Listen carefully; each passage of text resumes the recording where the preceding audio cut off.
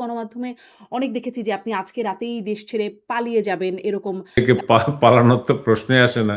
পালাতে গেলে তো আগে যেতে হবে। অভিযোগ যে পুলিশ এবং প্রশাসন সেই নির্বাচনটা করে দিয়েছে। বাড়াবাড়ি ছিল, বিশেষ করে যারা কর্মকর্তা পর্যায়ের। শুনেছি যে শেখ হাসিনা নিজেই বলেছেন যে এরকম ভোট করবার ফলে তার রাজনীতিটা নাকি ধ্বংস করে দেওয়া হয়েছে। গৌতম লাহিড়ীকে দেওয়া সাক্ষাৎকারেও তিনি বলেছেন আমি তিনি ওনার নিজের মুখে আমি নিজেও শুনেছি, আমাকেও বলেছে। হুম। She was very frustrated.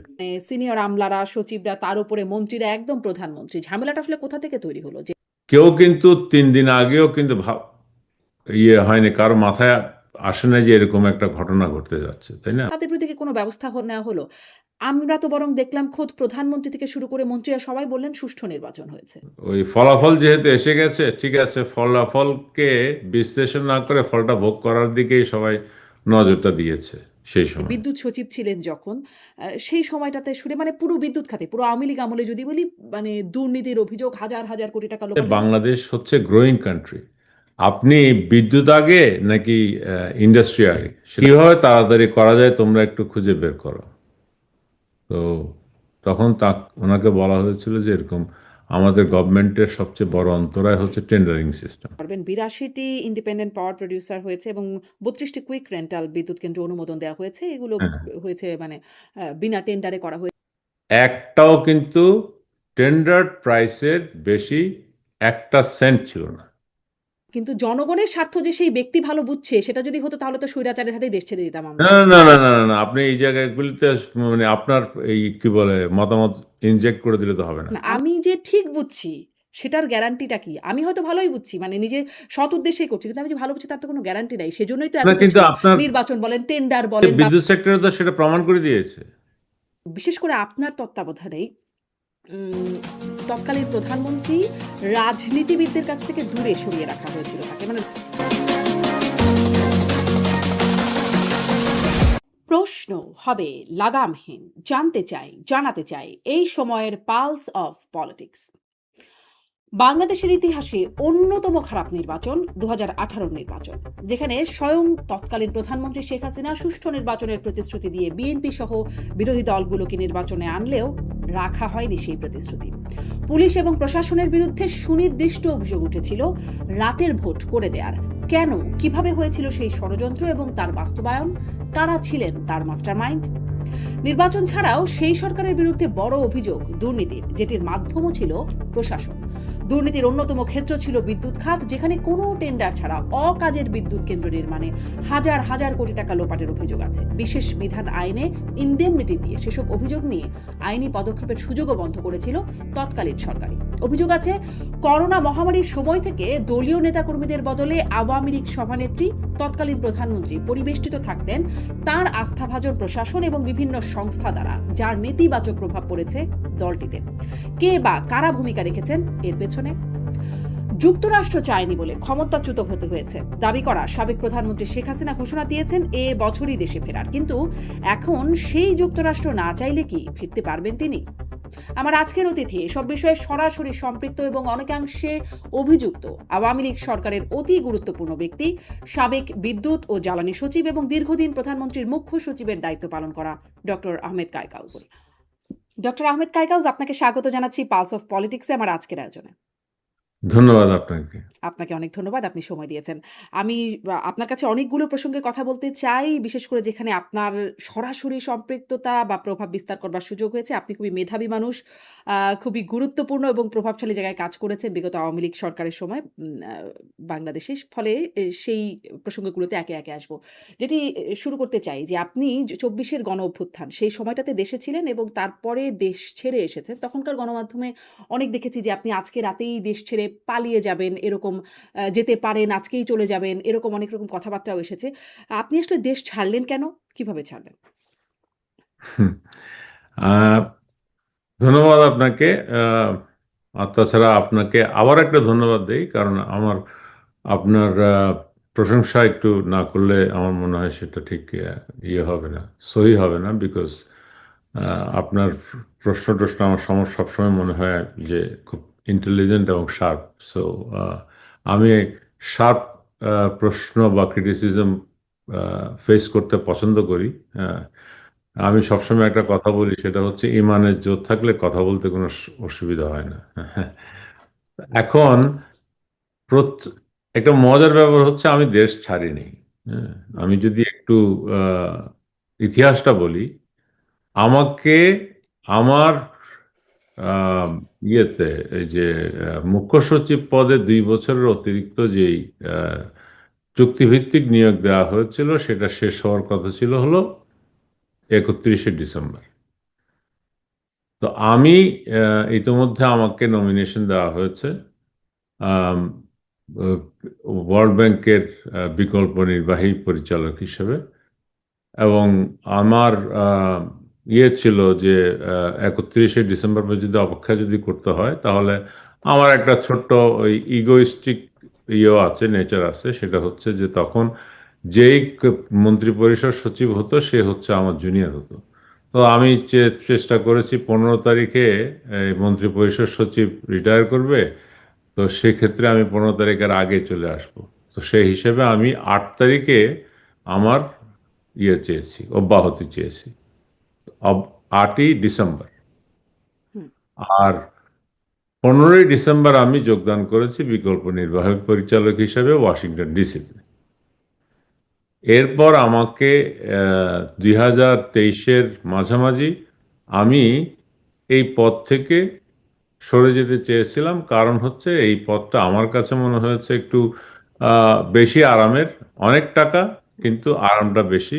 কোনো বিকল্প নির্বাহী বোর্ডের মেম্বার হিসেবে ইউজুয়ালি কাজগুলি করে হচ্ছে বোর্ডের কোনো কাগজপত্র আসলে ওখানে বিভিন্ন অ্যাডভাইজাররা আছে, তারা সেগুলি তৈরি করে দেয়। এবং বিকল্প সরি বিকল্প নির্বাহী পরিচালক বা নির্বাহী পরিচালকের কাজ হচ্ছে বোর্ডে সেটা আলোচনাগুলো করা, আর কিছু কমিটি আছে, কমিটিতে রিপ্রেজেন্ট করা। তো যেহেতু আমাদের মূল হচ্ছে অন্য দেশের, সেই জন্য আমাদের বিকল্পদের খুব বেশি কাজ নেই।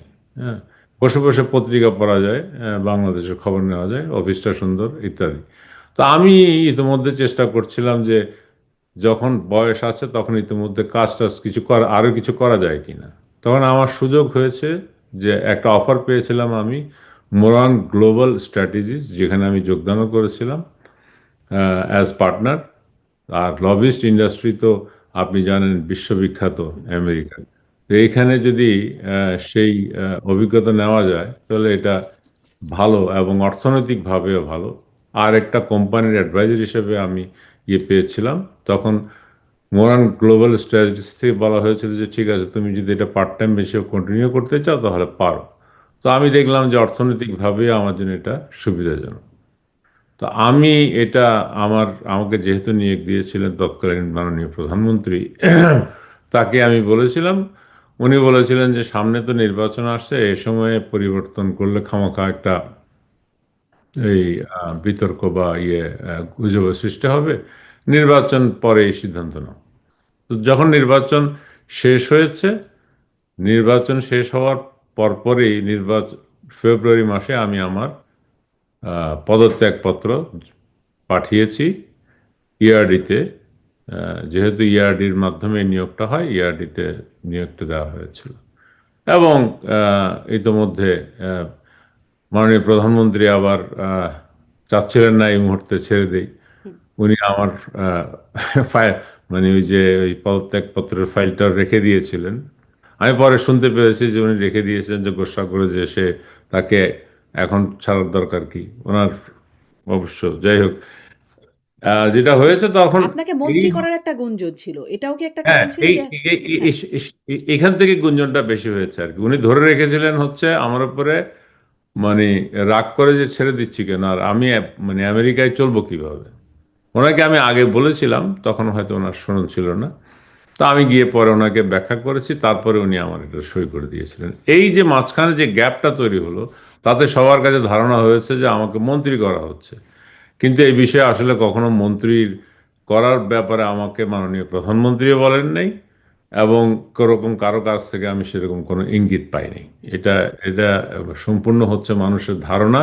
এবং সেই সময়ে নির্বাচনের আগে আমি বাংলাদেশে গিয়েছিলাম, নির্বাচন মানে ভোট দেওয়ার জন্য গিয়েছিলাম এবং পরবর্তীতে ওখান থেকে পদত্যাগপত্র দিয়ে আসার শুধু জন্যই কি আমি ভোট দেওয়ার জন্য নাকি আপনি কোনো দায়িত্বেও ছিলেন নির্বাচন কেন্দ্রিক? না, আমি কোনো দায়িত্ব, কারণ আমি তো তখন সরকারে ছিলাম না। হুম, হুম। আমি তো বিশ্ব ব্যাংকের হিসেবে কাজ করছি। আচ্ছা, আচ্ছা। অতএব আমার কোনো সুযোগ ছিল না ওখানে দায়িত্ব পালন করার। হুম। তো মানে প্রশ্ন যেটি শুরু করেছিলাম যে আপনি দেশ ছাড়লেন কি করে? ২৪ এ সেসব ও একটা পরিস্থিতি ছিল। মামলায় আপনি হত্যা মামলার আসামি হয়ে গেছেন। হ্যাঁ। তো এর মধ্যে আমি 23 মানে ফেব্রুয়ারিতে তো আমার পদত্যাগপত্র দিয়ে ওখান থেকে আমি ওয়ার্ল্ড ব্যাংক থেকে চলে আসলাম। তারপরে আমি যোগদান করেছি হচ্ছে মোরান গ্লোবাল স্টাডিজ। তারপর থেকে আমি মার্কিন যুক্তরাষ্ট্রে আছি। তবে হ্যাঁ, 2024-এর এপ্রিল মাসের সম্ভবত 19 তারিখে আমি বাংলাদেশে গিয়েছিলাম। আমার শাশুড়ি মৃত্যুশয্যাশায়ী ছিলেন। উনি 23 এপ্রিল মারা গেলেন এবং আমরা মে মাসে আহ, চলে এসেছি। আমি এবং আমার স্ত্রী গিয়েছিলাম মে মাসে, বাংলাদেশ থেকে চলে এসেছি। তো বাংলাদেশে যা ঘটনা শুরু হয়েছিল সব হচ্ছে জুন মাসে। হুম। তখন আমি বাংলাদেশে ছিলাম না। সবার হয়তোবা ওই যে কি বলে এটাকে, আহ, আহ, মন ভেঙে সত্য, মানে কি বলে ওই কি এটা বলে না যে ফ্রাস্ট্রেট করে দিয়ে আমাকে বলতে হচ্ছে যে আমি তখন বাংলাদেশে ছিলাম না। আচ্ছা। হুম, বাংলাদেশ থেকে পালানোর তো প্রশ্নই আসে না। পালাতে গেলে তো আগে যেতে হবে। হুম, হুম। তখন আমি বাংলাদেশে ছিলাম না। আপনারা খোঁজ নিয়েও দেখতে পারেন, ইমিগ্রেশনেও দেখতে পারেন, সব জায়গায় এটা খুব সহজেই পাওয়া যায়। এবং আমি বিভিন্ন পত্রপত্রিকায় বিভিন্ন জনের লিঙ্কও পাঠাচ্ছে যে আজকে রাত্রের ভিতরে উনি দেশ ত্যাগ করবেন, তো ইত্যাদি ইত্যাদি আর কি। কিন্তু মানে এই যে তখন আপনি অলরেডি দেশের বাইরে। আমি দেশের জি, বাইরে। স্পষ্ট। তাহলে আপনাকে ওই সময় পালাতে হয় নাই। আপনি আগেই আসলে দেশের বাইরে ছিলেন। আ কিছু বিষয় যেমন ধরেন যেই বিষয়গুলো নিয়ে আওয়ামী লীগ সরকারের আমলে যেহেতু আপনি খুব গুরুত্বপূর্ণ বিভিন্ন পদে দায়িত্ব পালন করেছিলেন এবং ছিলেন প্রধানমন্ত্রীর আস্থাভাজনও বটে। ফলে এই প্রসঙ্গগুলো আপনার কাছে আসে যে নির্বাচন অন্যতম যে বিতর্কিত নির্বাচন, প্রশ্নবিদ্ধ নির্বাচন বা ১৪, ১৮, ২৪ ভোটাররা তাদের মতামত প্রকাশ করতে পারে নাই, ভোট দিতে পারে নাই যথাযথভাবে। এই হচ্ছে মোটা দাগে যদি অভিযোগ। বিশেষ করে ১৮ র নির্বাচন নিয়ে আলোচনা আছে। বিকজ ১৮ র নির্বাচনে তৎকালীন প্রধানমন্ত্রী খোদ সবাইকে প্রতিশ্রুতি দিয়ে নির্বাচন এনেছিলেন, সুষ্ঠু নির্বাচন হবে। কিন্তু সুষ্ঠু নির্বাচনটা হয় নাই পরবর্তীতে যেটি দেখা গেছে। আম এবং যেটি অভিযোগ যে পুলিশ এবং প্রশাসন সেই নির্বাচনটা করে দিয়েছে। রাজনৈতিক নেত্রীদের বাইরে বা প্রার্থীদের বাইরে তাদের ভূমিকা বেশি ছিল। আপনি তখন প্রশাসনে গুরুত্বপূর্ণ ভূমিকায় ছিলেন, প্রধানমন্ত্রীর মুখ্য সচিব ছিলেন। আপনি একটু বলবেন কি করেছিল মানে পুলিশ এবং প্রশাসন? না, না, আমি তখন মুখ্য সচিব ছিলাম না। আমি তখন বিদ্যুৎ সচিব ছিলাম। আচ্ছা, আচ্ছা, আচ্ছা, আচ্ছা। তো প্রশাসন কিভাবে কি করেছে সেটার সঙ্গে বিদ্যুৎ সচিবের, যেমন ধরেন প্রশাসন, বাংলাদেশের প্রশাসন যেটা, সেটা তার মানে হেড হচ্ছে ব্যুরোক্রেটদের মধ্যে মন্ত্রী পরিষদ সচিব। হুম, আর আপনার প্রধানমন্ত্রীর কার্যালয় তো মানে আমাদের রুলস অফ বিজনেস অনুযায়ী সব কিছু ওভারসি করে এবং তার দায়িত্ব হচ্ছে প্রধানমন্ত্রীকে অ্যাসিস্ট করা। হ্যাঁ। আর মাঠ পর্যায়ে প্রশাসনটা সরাসরি সুপারভাইজ করে হচ্ছে মন্ত্রিপরিষদ বিভাগ। আর এখানের সাথে সম্পৃক্ত থাকে, সাধারণত নির্বাচনের সঙ্গে সম্পৃক্ত থাকে সরাসরি মন্ত্রিপরিষদ বিভাগ, যেহেতু জেলা প্রশাসক বা জেলা প্রশাসন এটার সঙ্গে জড়িত থাকেন। আর থাকে হচ্ছে স্বরাষ্ট্র মন্ত্রণালয়, যেহেতু স্বরাষ্ট্র মন্ত্রণালয় আইন শৃঙ্খলার সাথে জড়িত থাকে। এরা হচ্ছে মূল ভূমিকা পালন করে। আর বাকিদেরকে যদি কোনো দায়িত্ব দেওয়া হয় তখন তারা সেটার সাথে অ্যাকর্ডিংলি কাজ করে, as per the advice of the নির্বাচন কমিশন, সচিবালয়। এই আর কি। আচ্ছা। তো আমি আসলে মানে যদি বলেন যে এর কারিগরের সাথে আমার কোনো সম্পর্ক আছে কিনা, দুর্ভাগ্যজনকভাবে বলতে হয় যে আমার আসলে তখন এরকম কোনো পদে ছিলাম না, আমি আচ্ছা, আচ্ছা। বিদ্যুৎ সচিব ছিলাম। হুম। কিন্তু প্রশাসন সম্পর্কে আপনার খুব ভালো ধারণা এবং আয়ত্ত আছে। পুরো প্রশাসনের একদম নিচু থেকে উঁচু পর্যায়ে, সর্বোচ্চ পর্যায় পর্যন্ত আপনি কাজ করে গেছেন যেহেতু। ফলে আপনি এবং আপনার দেখার অভিজ্ঞতা থেকে একটু বলবেন যে আসলে কি ছিল প্রশাসন এবং পুলিশের ভূমিকা বা কিভাবে তারা আসলে ভোটটা পুলিশ এবং প্রশাসন করে দিল? কারণ আমি আরো একটু বক্তব্য শুনেছি। শুনেছি যে শেখ হাসিনা নিজেই বলেছেন যে এরকম ভোট করবার ফলে তার রাজনীতিটা নাকি ধ্বংস করে দেওয়া হয়েছে। গৌতম লাহিড়ীকে দেয়া সাক্ষাৎকারেও তিনি বলেছেন তিনি এরকম ভোট হতে মানে ভোটটা এরকম হয়ে যাবে তিনিও নাকি এটি চান নাই। ফলে মানে আপনি কি দেখেছেন আসলে কিভাবে কাজ করেছে প্রশাসন? হুম, যা জানি তাই যদি বলতে মানে আহ, ওই কি বলে এটা, ওই চাতুরি না করে যদি সরাসরি বলি, তাহলে আমার কাছে মানে আমি যেটা মনে করি সেটা হচ্ছে যে আমি ওনার নিজের মুখে আমি নিজেও শুনেছি, আমাকেও বলেছে হুম, শি ওয়াজ ভেরি ফ্রাস্ট্রেটেড। এবং মানে ওনার অগোচরে এমনকি তৎকালীন রাজনৈতিক উপদেষ্টা যিনি ছিলেন, এইচ টি ইমাম সাহেব, হুম, উনিও খুব ফ্রাস্ট্রেটেড ছিলেন 2018 নির্বাচনের ব্যাপারে। এবং সেই জায়গায় আমাদের বাড়াবাড়ি ছিল, বিশেষ করে যারা কর্মকর্তা পর্যায়ের। এটা আমি মনে হয় আমার বন্ধু মানে বন্ধু বা এদের অনেককে হয়তো আমি বিরাগ ভাজন হয়ে যাব, আমার দৃষ্টিতে এটা সঠিক। এবং এখানে রাজনীতিবিদদের পুরোপুরি কারণ আমি বহু এমপির কাছে শুনেছি যে তারা চেয়েছিল একভাবে যেভাবে নির্বাচন হোক, কারণ তাদের পক্ষেই আছে, কিন্তু প্রশাসন গিয়ে সেখানে হস্তক্ষেপ করেছে। হুম, এবং সেই হস্তক্ষেপের ফলে তাদের ইমেজে নষ্ট হয়েছে। এই জায়গায় কিন্তু আমার মনে হয় প্রশাসনের যদি সত্যিকারের অর্থে দায়টা যদি আমরা হয়তো বললাম না ওই যে কথার মার পেঁচে আমি হাও বললাম না নাও বললাম না, আমি কিন্তু ব্যক্তিগতভাবে ওই ইয়ের আহ, মানে ওই কারিগরি বিদ্যাটা শিখিনি। হুম। তো আমার কাছে যেটা মনে হয় সেটা হচ্ছে যে এটা অবশ্যই তো প্রশাসন এই বাড়াবাড়িটা করল কেন? আপনি যেটি বাড়াবাড়ি বলছেন, কেন করল? মানে আমরা হঠাৎ করে মনে করছি যে আমরা পার্ট অফ দি গভর্নমেন্ট হয়ে গেছি। হ্যাঁ, যেটা আমাদের প্রশাসনের যেই কি বলে এটাকে, এই আম, মানে বৈশিষ্ট্য, যে আমরা নির্মোহ হয়ে কাজ করব এবং রুলসের বাইরে যাব না। হ্যাঁ, সেখান থেকে যদি আমি মানে ইয়ে করি, এই যে কি বলে এটা, বেরিয়ে এসে যদি মনে করি যে না আমরা পার্ট অফ দি গভর্নমেন্ট হয়ে গেছি, তখন কিন্তু সমস্যা আছে। হ্যাঁ, তো এখানে ধরেন আসলে ব্যাপার হচ্ছে কি, আহ, সবাইকে কিভাবে মানে একসঙ্গে তো আসলে দায়ী এভাবে করা যাবে না। আহ, অনেকগুলি ঘটনা ঘটে যায় হঠাৎ করে, মানে ধরেন এটা একটা চেইন রিয়াকশনের মতো। আপনি যদি ওই যে ওই আহ, একটা খেলা আছে না যে এরকম করে সাজিয়ে রাখে, হুম, একটাকে হুম, ধাক্কা দিতে সব করতে থাকে। প্রশাসন কিন্তু একটা চেইন অফ কমান্ড। হ্যাঁ, সেটা আর্মি বলেন, আহ, মানে সামরিক বাহিনী বলেন, পুলিশ বলেন, বা আমাদের ব্যুরোক্রেসি বলেন, চেইন অফ কমান্ড। তো চেইন অফ কমান্ডের ভিতরে যদি হঠাৎ করে এরকম কোনো একটা ধাক্কা তৈরি হয়, তখন কিন্তু সেটা ওই চেইন ইয়েতে গিয়ে ওই এর প্রভাব সর্বত্র পড়তে থাকে। হুম, তো 2018-তে আসলে এই এই জায়গায় আমার দৃষ্টিতে আমি মনে করি এটা ইচ্ছাকৃত বা অনিচ্ছাকৃতভাবে হোক, পলিটিক্যাল ডিজায়ার, পলিটিক্যাল কমিটমেন্টের আর হচ্ছে প্রশাসনিক অ্যাক্টিভিটিজের ভিতরে একটা মানে ফারাক তৈরি হয়েছিল।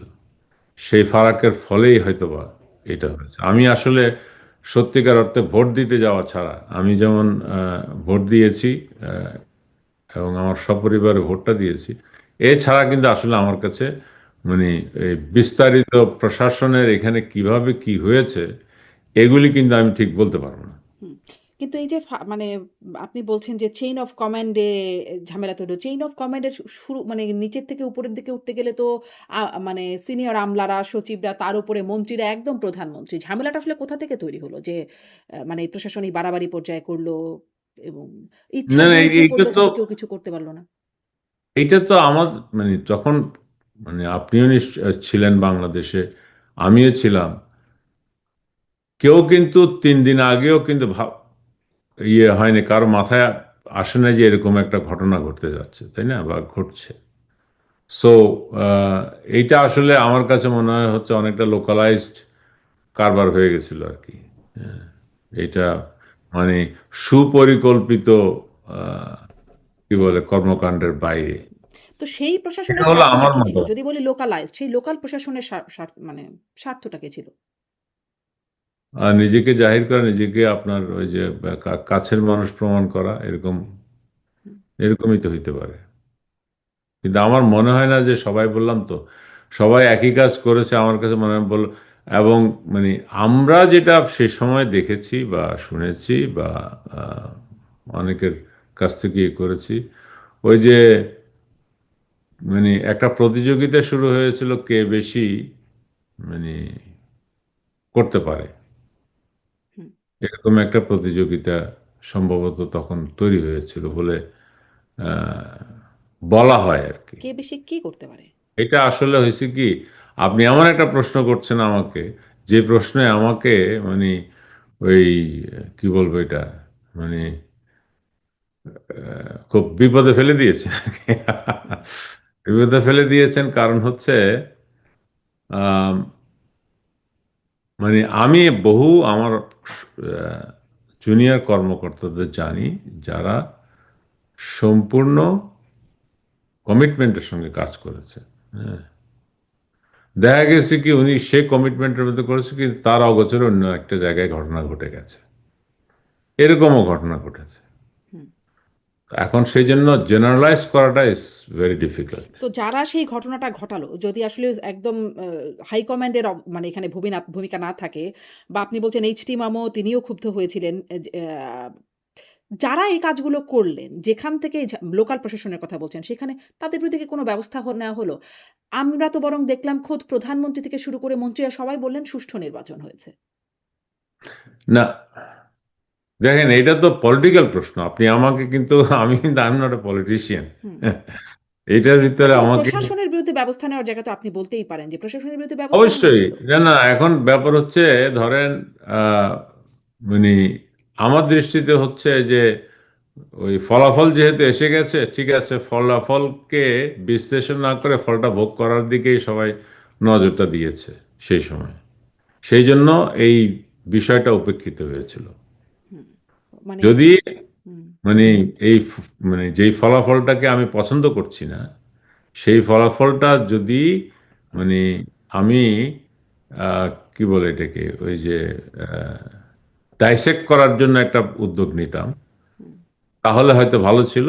কিন্তু আহ, আমার মনে হয় পরবর্তীতে দেখা গেছে যে যেহেতু হয়ে গেছে, ঠিক আছে, এখন আপাতত এটাকে মানে কি বলে এটাকে সাপোর্ট করাটাই ওয়াইস, এরকম একটা দৃষ্টিভঙ্গি থেকেই সম্ভবত আপনার ইয়ে হয়েছে। কিন্তু এরকম দৃষ্টিভঙ্গির কারণে তো মানে বিশ্বাসযোগ্যতা, আস্থাহীনতা তৈরি হবে একদম খোদ প্রধান ব্যক্তির উপরে, যিনি আসলে প্রতিশ্রুতি দিয়েছিলেন। কারণ প্রতিশ্রুতিটা ভঙ্গ হয়ে গেছে। আ আপনার কাছে কি মনে হয়? একটু পলিটিক্যাল জায়গা থেকে এই প্রশ্নটা শুধুমাত্র করি, যে আপনার কাছে কি মনে হয়? এটি একটা কারণ হিসাবে তো খুব স্বাভাবিকভাবে দেখাই যায় যে বিশ্বাসভঙ্গের কারণে যখন একদম মানে ১ নম্বর লিডার যিনি তার কাছে যখন বিশ্বাসভঙ্গের দায় যায়, এটা কি একটা কারণ? আওয়ামী লীগের এই পতনের পেছনে, বা আওয়ামী লীগ সরকারের এত প্রভাবশালী, এত দাপুটে, তাদের এরকম গণ অভ্যুত্থানে পতন হয়ে যাওয়া? মানে আপনাকে যদি বলি কারণগুলো কি, আপনি কি আইডেন্টিফাই করবেন? দেখেন, রাজনৈতিক আমার মানে রাজনৈতিক অর্থনীতির ছাত্র হিসেবে আমি একটা জিনিস বলি, সেটা হচ্ছে রাজনীতিতে আপনার মানে সবসময় this is like a game. হ্যাঁ, কেউ আগে যায়, কেউ পিছিয়ে যায়। হ্যাঁ, আর হলো যেমন ধরেন আপনার ইয়ে আছে না, ওই যে ওই আগে যেমন ধরেন নির্বাচনগুলোতে যেটা হয়েছে, অধিকাংশ নির্বাচন 18 ছাড়া বাকিগুলিতে বিএনপি বর্জন করেছে। এগুলি কিরকম, ওই যে আপনার ফুটবল, এখন তো ফুটবলের সিজন চলছে, ফুটবলে যেরকম করে অফসাইড ট্র্যাপ, হুম, সবসময় কিন্তু আপনার ওই যে ইলেকশন কাছাকাছি আসলেই কিন্তু আওয়ামী লীগ অফসাইড ট্র্যাপে পড়েছে। ওরা বর্জন করেছে, আওয়ামী লীগের কিন্তু এককভাবে নির্বাচন করা ছাড়া আর কোনো উপায় ছিল না, বা অথবা বলা যায় যে এরকম একটা মানে চ্যালেঞ্জের সম্মুখীন হয়েছে। উপায় ছিল না বললে হয়তো বা একটু বেশি হয়ে হুম, যাচ্ছে, কিন্তু চ্যালেঞ্জের সম্মুখীন হয়েছে। কিন্তু মানে আপনার এই যে এই কি বলে এটা, মানে আপনি যে বলছেন যে যে এটার দায় এটার জন্য হয়েছে কিনা, মানে আমি এটা মনে একটা করি কারণ কিনা? হ্যাঁ। না। এই বিতর্ক তো অবশ্যই হয়েছে, রাজনীতিতে এরকম বিতর্ক সবসময় থাকে, হয়েছে। আপনার যদি আমাদের ইন্ডিয়ান সাবকন্টিনেন্টের হিসাবটা দেখেন, আপনি এই যে এই সিরিজটাও চলছিল freedom at midnight, Dominique ল্যাপিয়ারের, তারপরে হচ্ছে আপনার তারেক আলীর যদি বই পড়েন, তারেক আলীর বইয়ের একটা ইয়েতে ছিল, এই যে সে পাকিস্তানি সাংবাদিক, তার একটা ইয়েতে ছিল যে যখন আপনার রহমত আলী, সম্ভবত রহমতুল্লাহ অথবা রহমত আলী, যিনি পাকিস্তানের প্রস্তাব করেছিলেন, হুম। তখন এই বিষয়টাকে হেসে বা খুব মানে বলছিল যে আর ইউ ইনসেইন, এই জাতীয় শব্দ ব্যবহার করেছিল মোহাম্মদ আলী জিন্নাহ। কিন্তু সেই মোহাম্মদ আলী জিন্নাহই কিন্তু বা পাকিস্তান সৃষ্টি করেছেন বলা যায়। হ্যাঁ, কারণ তাকে যথাযথ পদ দেয় নাই বলে অনেকে বলেন। তো এইরকম ধরেন আপনার পজিটিভ নেগেটিভ অনেক কথা বলা যায়। এখন আওয়ামী লীগ সরকারের পতন যেটা, বিশেষ করে ধরেন আওয়ামী লীগ সরকার 2024-এ যেটা হয়েছে, সেটা আমার দৃষ্টিতে, আওয়ামী লীগ কি পারফেক্ট ছিল? অবশ্যই না। ইট ওয়াজ এ পলিটিক্যাল পার্টি। আপনার আওয়ামী লীগের সমস্ত সদস্যরা কি একেবারে ধরেন ছিল, ওই যে প্রশিক্ষিত ব্যুরোক্র্যাট ছিল? Not at all. তারা তো আপনার রাজনৈতিক কর্মী, তাদের ভুল থাকে, ভ্রান্তি থাকে, তাদের উগ্রতা থাকে, তাদের প্রশিক্ষিত নম্রতা। ব্যুরোক্রেটদের অবস্থাও তো দেখলাম। মানে আপনিই বললেন কি পরিমাণ বাড়াবাড়ি তারা করল। ফলে তারা হ্যাঁ, থাকলেই বা আমি কি? সেটাই বলছি। তো সেক্ষেত্রে আপনি রাজনীতিবিদদের কাছ থেকে তো একেবারে যে ইয়ে আশা করতে পারেন, নট নেসেসারি। বাট দ্য আমি যে আমার যেই মানে দুঃখ বা যেটা নিয়ে আমার বিশেষ আপত্তি, সেটা হচ্ছে যে 24-এ সরকারের যেই পতন বা আওয়ামী লীগ সরকারের যে এই যেটা, এটা এটাকে আমি কখনো কোনোদিনই, আমার ধারণা ভবিষ্যতেও হবে না, এটা কোনো রাজনৈতিক আন্দোলন বলা যাবে না in any sense.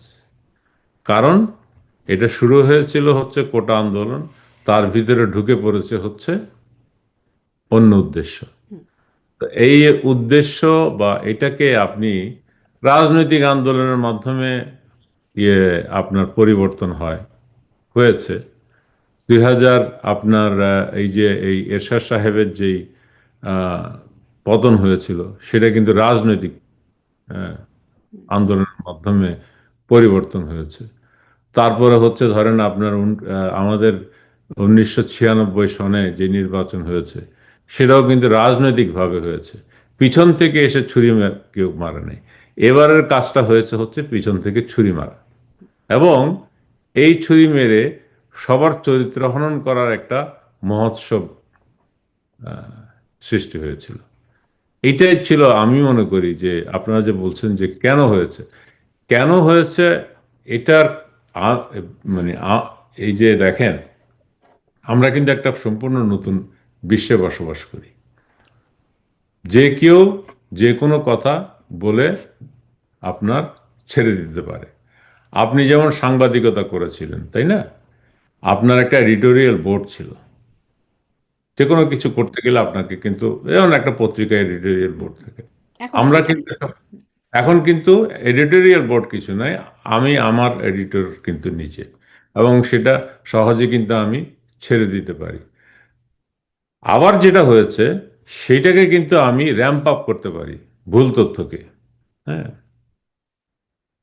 Ramp up করতে পারি, এবং আপনার আপনার বক্তব্য, যেমন ধরেন আমি আপনাকে একটা কথা বলেছি, আমার বক্তব্যটাকে কিন্তু আবার টেকনিক্যালি কিন্তু বন্ধ করে দিতে পারে।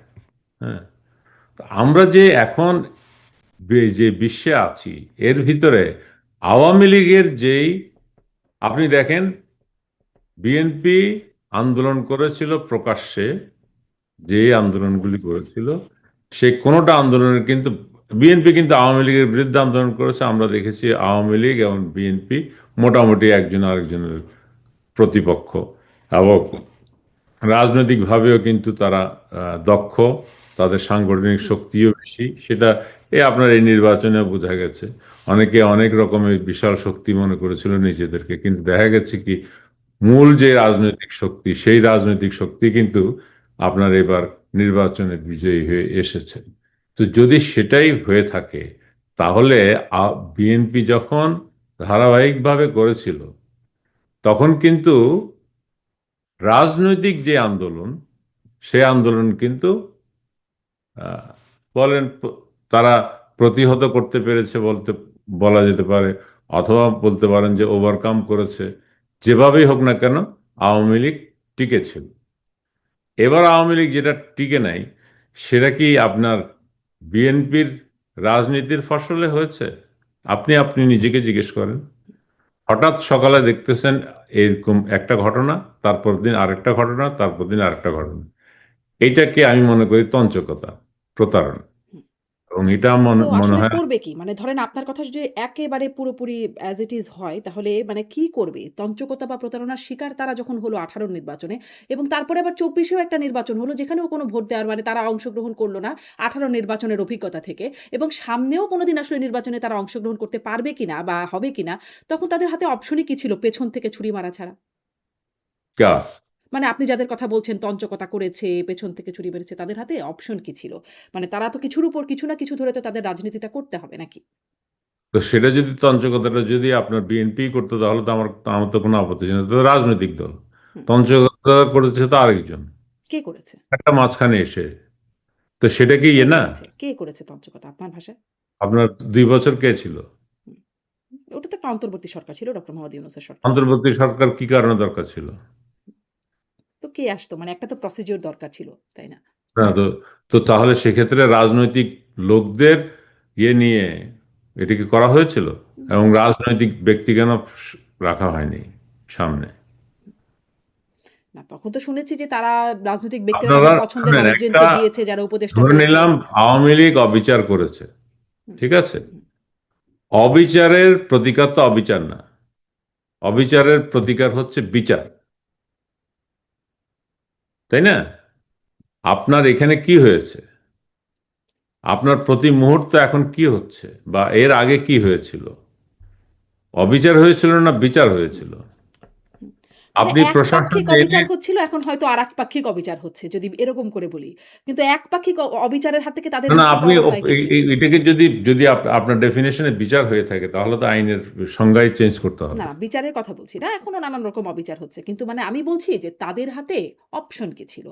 আ মানে তাদের আন্দোলন যদি প্রতিহত করা হয়, দমন করা হয়, তাদের যদি মানে নানান রকমভাবে মামলা, হয়রানি করা হয়, নির্বাচনটাও করতে না দেওয়া হয়, তাহলে তারা আসলে আর কি করতে পারে একটা রাজনৈতিক দল? এইটা তো ধরেন আপনি বারবার বললাম না, আপনি আমাকে টেনে নিয়ে যাচ্ছেন হচ্ছে রাজনীতিতে। শেষ আমি করব এই প্রসঙ্গটা।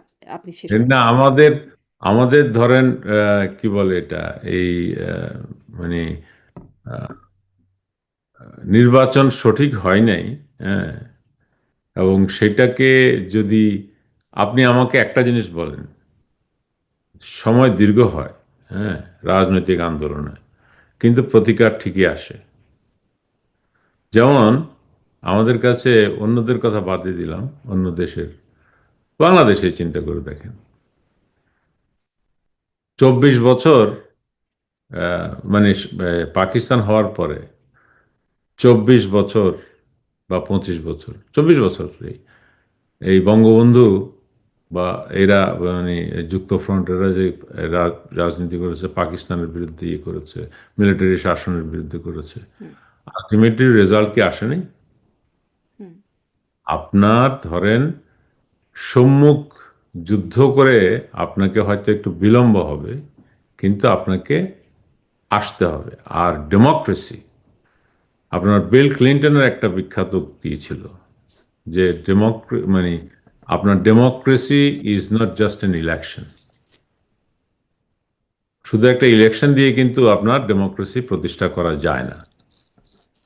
আপনি যদি বাংলাদেশের যেই এই এখনই আমরা যেরকম বিকৃত একটা ইয়ে দেখেছি, ডেমনস্ট্রেশন, ইতিহাস থেকে আরম্ভ করে সব কিছু নিয়ে, আপনি যদি এখন এসে বলেন এই যে ডেমোক্রেসি, ওই যে আপনার এখন বিখ্যাত একজন লেখক আছে, ইউভাল নোয়া হারারি বলে, তার বক্তব্য হচ্ছে যে ডেমোক্রেসি ইজ এ ফিকশন।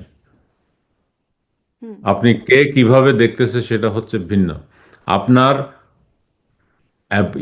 এই একটা নির্বাচনের জন্য আমাকে যদি বারবার এই বাংলাদেশের স্বাধীনতা, বাংলাদেশের কি বলে এটা, এই আম, আহ, আরে আমার যে প্রাইড, হুম, হুম। আমার যেই সার্বভৌমত্ব। মুক্তিযুদ্ধ, হুম। সবগুলি যদি প্রশ্নবিদ্ধ হতে থাকে, সেই নির্বাচন দিয়ে আমার লাভটা কি? সেই নির্বাচন তো আমাকে বারবারই শুধুমাত্র বিতর্কিত জায়গায় নিয়ে চলে যাচ্ছিল। আপনার যখন সেই আহ, নির্বাচন দিয়ে লাভটা কি? মানে নির্বাচন মানুষ তার না মত। না, আপনি নির্বাচনে যে কথাটা বলছেন, যে নির্বাচনে তো আপনার হুম, সবসময়, যেমন ধরেন আপনার ইয়েতে, ওই আমাদের নির্বাচনের বিষয়গুলি হয়ে গেছে হচ্ছে, if it is not in my favour hmm, hmm, then it is not a democracy. Hmm, hmm, আপনার যেটা ইয়েতে কি হয়েছে, ওই যে ওই আম, আম, আরে গাজাতে, গাজাতে যখন হামাস জিতেছে তখন বলা যায় নির্বাচন ঠিক হয়নি, হুম, এই মার্কিন যুক্তরাষ্ট্রই বলেছিল, তাই না? সো আপনার ধরেন আমাদের নির্বাচনী যেই বিতর্ক, নির্বাচনী বিতর্ক, নির্বাচনী আউটকাম নিয়ে কিন্তু সবসময়ই এক ধরনের ধোঁয়াশা তৈরি হয়। তো বাংলাদেশে আমাদের যেটা দেখতে পাচ্ছি সেটা হচ্ছে যে নির্বাচনে, যেমন 2001-এ নির্বাচনে, বিশেষ করে আমি একজন সাধারণ নাগরিক হিসেবে যদি বলি, হ্যাঁ, সাধারণ নাগরিক হিসেবে যদি বলি, 2001-এর মানে এটা এটা কেন জানি বিষাক্ত হয়ে গেছে, ঠিক আমি এখনো বুঝতে পারছি না কারণটা কি। আর কারণ আছে, কারণ তো অবশ্যই আছে। এরশাদ সাহেবের পতনের পরে বিএনপি পাওয়ারে এসেছিল, 96-এ আওয়ামী লীগ পাওয়ারে এসেছিল। 2001-এর পর থেকে এক ধরনের একটা ভিশাস সার্কেল আমাদের পড়ে গিয়েছি, একজন আরেকজনের প্রতি প্রতিহিংসা, হুম, হুম, এবং প্রতিহিংসার ভিকটিম সাধারণ আপনার কর্মকর্তা থেকে আরম্ভ করে সবাই হওয়া শুরু হুম। করেছে। প্রতিহিংসার ভিকটিম ইতিহাস হওয়া শুরু করেছে। হ্যাঁ, তখন আমি যদি এখন যদি মনে করেন আমাকে হয়তো আপনি বলবেন যে তাহলে তো আপনি তো একটা স্বৈরাচার, আমি বলবো যে এই ইয়ের হাত থেকে অন্ততপক্ষে 15 বছর আমরা রক্ষা পেয়েছিলাম। হ্যাঁ, I am not trying to defend what ever the election was, but আমরা অ্যাটলিস্ট এইখান থেকে রক্ষা পেয়েছিলাম যে ইতিহাসকে আবার রিভার্স করা, একটা একটা ইতিহাস তৈরি হয়, আবার আরেকটা নতুন ইতিহাস তৈরি হয়ে যায়। এখন আবার ধরেন কিন্তু এভাবে করে যখন, যে ইতিহাসটাকে টেকানো যায় না, সে যেই ইতিহাসই হোক, সেটাও তো একটা বোঝা যাচ্ছে। মানে জনমত, গণমত সেগুলোকে দমন করে সেই রিয়ালাইজেশনটা কি এখন হচ্ছে?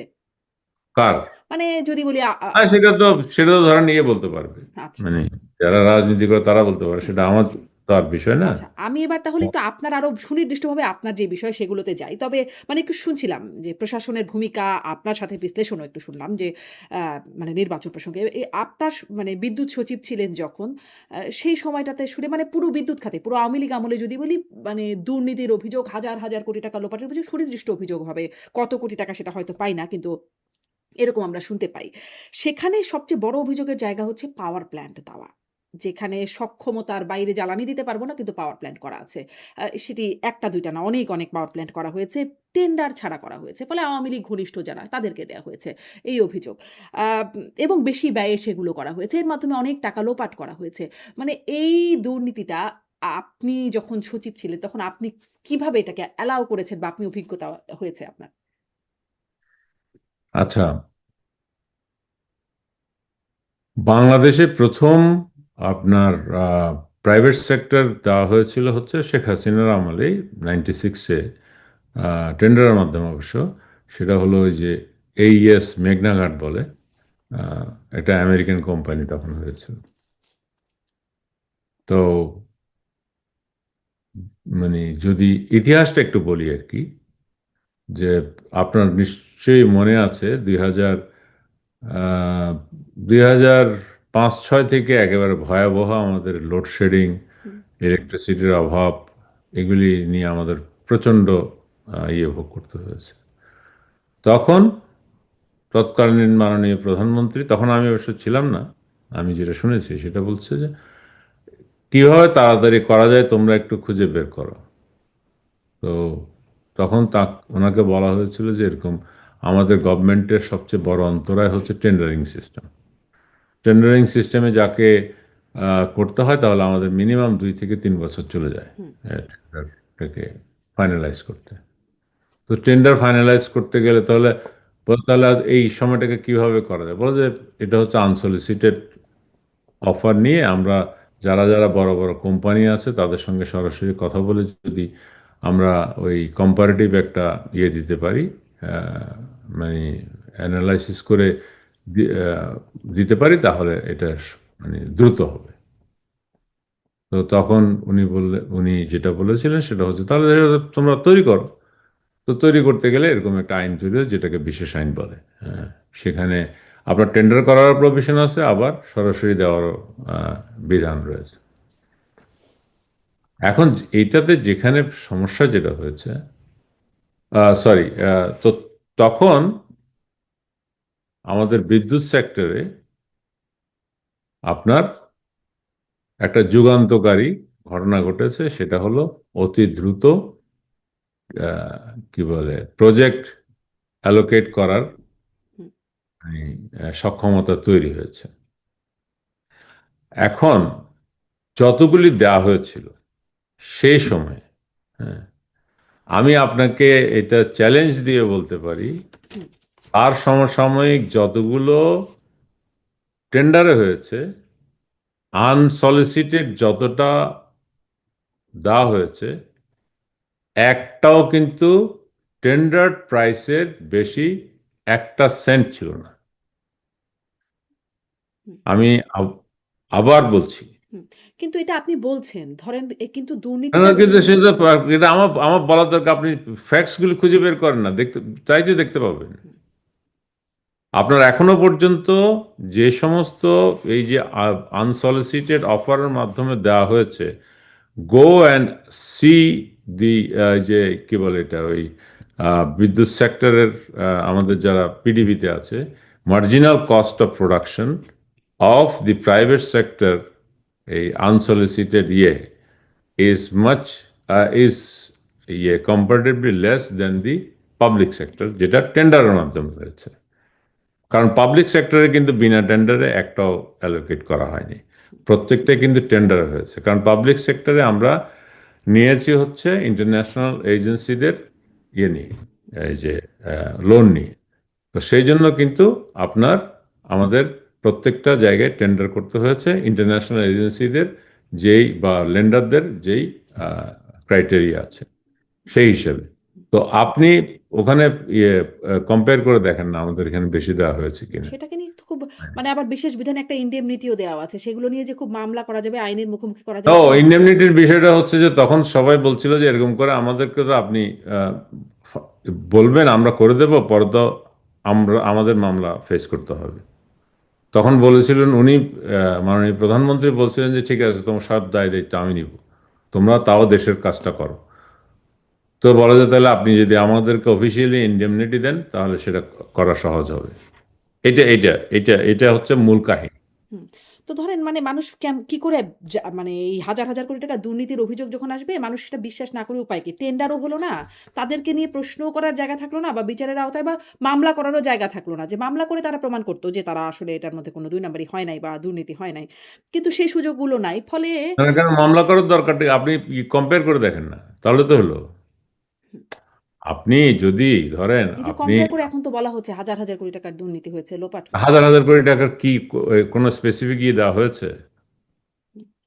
কোনো স্পেসিফিক না কিন্তু এক্সাম্পল এই যে দেওয়া হয়েছে? মানে এত আমি দেখছিলাম, আপনি হয়তো আমাকে তথ্য কারেকশন করতে পারবেন, ৮২টি ইন্ডিপেন্ডেন্ট পাওয়ার প্রডিউসার হয়েছে এবং ৩২টি কুইক রেন্টাল বিদ্যুৎ কেন্দ্র অনুমোদন দেওয়া হয়েছে। এগুলো হ্যাঁ, হয়েছে মানে বিনা টেন্ডারে করা হয়েছে এই বিষয়গুলো।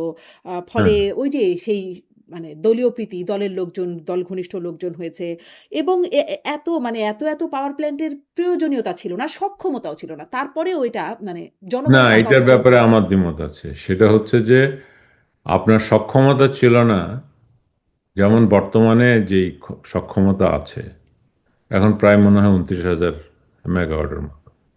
এর ভিতরে এখন এটা তো অ্যাকচুয়ালি কতগুলি টেকনিক্যাল ইস্যু আছে। সেটা হলো একটা রিডান্ডেন্সি রাখতে হয়। আপনার যে কোনো পাওয়ার প্ল্যান্ট মানে পাওয়ার সিস্টেমে আপনার পাওয়ার তৈরি হয় পাওয়ার প্ল্যান্টে, সেটা আপনার এই যে আমরা বলি হচ্ছে পাওয়ার গ্রিডের মাধ্যমে বা এই যে ট্রান্সমিশনের মাধ্যমে ডিস্ট্রিবিউশন সেন্টারগুলোতে যায়।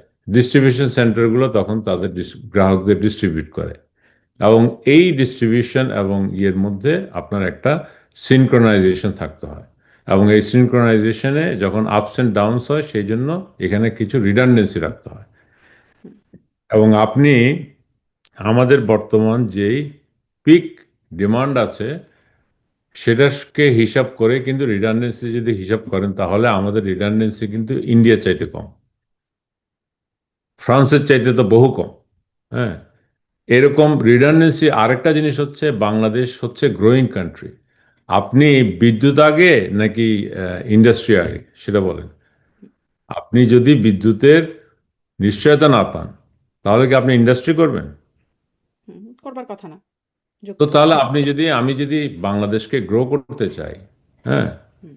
এই প্রশ্নটা আমাদের সময় একাধিকবার উত্থাপিত হয়েছে কিন্তু যে বিদ্যুৎ আমরা। যেখান থেকে উৎপাদন করার সক্ষমতা নাই, জ্বালানি সংকট আছে, আমাদের দিতে পারছি না জ্বালানি, তাহলে আমরা কেন ওই প্ল্যান্ট বানাবো? শুধু শুধু তাকে বসিয়ে ক্যাপাসিটি চার্জ দেওয়া বা সেটা উৎপাদনের খরচ শত কোটি টাকা খরচ, সেটা কেন করব? না, কোনটাতে আপনার ইয়ে আছে? এই যে ধরেন আহ, তেল বাংলাদেশে নাই, হ্যাঁ, তেল আপনার সিঙ্গাপুরে আছে। ওরা কি নিজেরা উৎপাদন করে তেল? হুম, হুম, বাইরে থেকে আনে, তাই তো। হুম।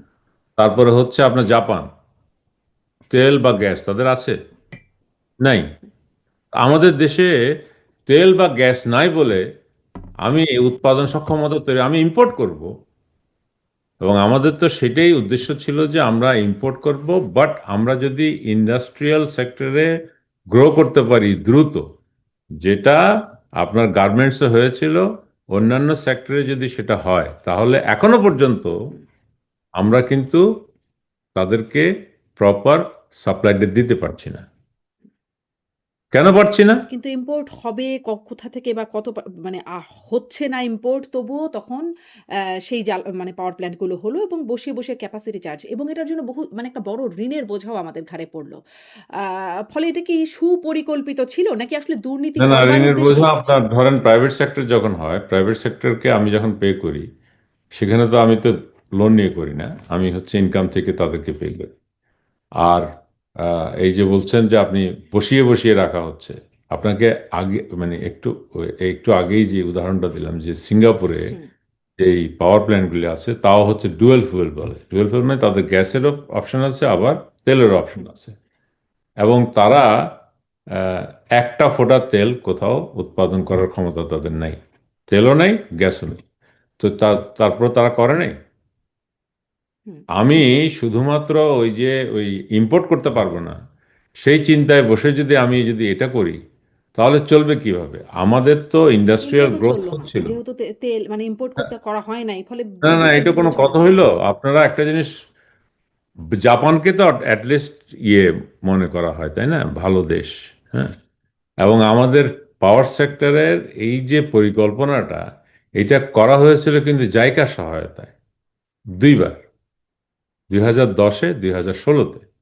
এবং তাদের প্রজেকশন অনুযায়ী কিন্তু আমরা আমাদের এটা যাচ্ছিলাম। আমাদের high case, lower case, middle case, এবং মিডল কেসে আমরা গিয়েছি, লোয়ার কেসে যাইনি, মিডল কেসে গিয়েছি। আপনি এই যে এটা তো এই ইয়েতে আপনি ওয়েবসাইটে পাবেন। তো এখন আমরা ধরেন এই যে বা সরকার শুধুমাত্র অসৎ উদ্দেশ্যে পয়সা কামানোর জন্য করছে, তো তাহলে আমরা যে এই পরিকল্পনা করা হয়েছিল, প্রজেকশনটা যে করা হয়েছিল, সেটা কি তার মানে সেটাও কি মানে জাপানিদেরকে ঘুষ দিয়ে করা হয়েছিল? এটা কোনো কথা হইলো? আর আপনার যে এখন বলা হচ্ছে যে বসিয়ে বসিয়ে রাখা হচ্ছে, গ্লোবাল এখন একটা ইয়ে তৈরি হয়েছে, আনসার্টেনিটি। সেই জন্য আমাদের তেল বা গ্যাস একটু আনসার্টেন হয়ে রয়েছে। কিন্তু আপনি যদি আপনাদের ইন্ডাস্ট্রি, আমাদের যারা বন্ধু বান্ধব আছে ইন্ডাস্ট্রি চালাচ্ছে, তারা সবাই তো এখন গ্যাসের সংকটে ভুগতেছে, তেলের সংকটে ভুগছে। কারণ কি? কারণ হচ্ছে গ্লোবালি একটা সমস্যা হয়েছে, দামও বেড়েছে, তো সেই জন্য সেটা হয়েছে, কিন্তু এই আনসার্টেনিটির জন্য আমি কারণ ক্যাপিটাল ইনভেস্টমেন্ট তো সময় সাপেক্ষ। আপনার মানে দেশের পরিকল্পনা তো কখনো শর্ট টার্ম ফ্লাকচুয়েশনের উপরে নির্ভর করে সিদ্ধান্ত হয় না। আমাকে লং লং টার্ম প্রজেকশনে যেতে হয়। তো লং টার্ম প্রজেকশন অনুযায়ী তো যাওয়া হয়েছে। কিন্তু প্রশ্নটা আরেকটা ওইখানেই জিনিস যে আপনাকে যেটি এখানে বলে চালানোর রাখেন। সক্ষমতা আমাদের তখন ছিল না, এবং ভবিষ্যতে এই সংকট এখন না সেই আন্তর্জাতিক মানে জ্বালানি সংকটের একটা বিষয় আছে, সেইটা পাবার নিশ্চয়তা ছিল না। কিন্তু আমরা এরকম মানে শত কোটি টাকার প্ল্যান্ট বানিয়ে রেখে দেব এবং সেগুলো চলবে। কোনটা রেখে দেওয়া মানে হয়েছে? এই যে পাওয়ার প্ল্যান্টগুলো যেগুলো বলা হচ্ছে না, যে কোনটা রেখে দেওয়া হয়েছে? কোনটা চলছে না? মানে সেগুলো তো চালানো সক্ষম হয়নি জ্বালানি সংকটের কারণে সবগুলো, তাই নয় কি? এখন কোনটা আমি আপনাকে একদম ধরে বলতে পারব না। কিন্তু কিন্তু আমি তো জানি হুম। কোনটা তো বসে নাই। সবগুলো জ্বালানি সক্ষমতা হয়েছিল এবং সবগুলো মানে পাওয়ার প্ল্যান্ট বিদ্যুৎ উৎপাদন করছে। অবশ্যই, অবশ্যই। শুধুমাত্র আপনার ওই যে ইয়েতে, ওই মেঘনা ঘাটে হুম, আহ, আপনার আহ, সম্ভবত একটা না দুইটা এখনো পর্যন্ত চালু করা যায়নি জ্বালানি সংকটে।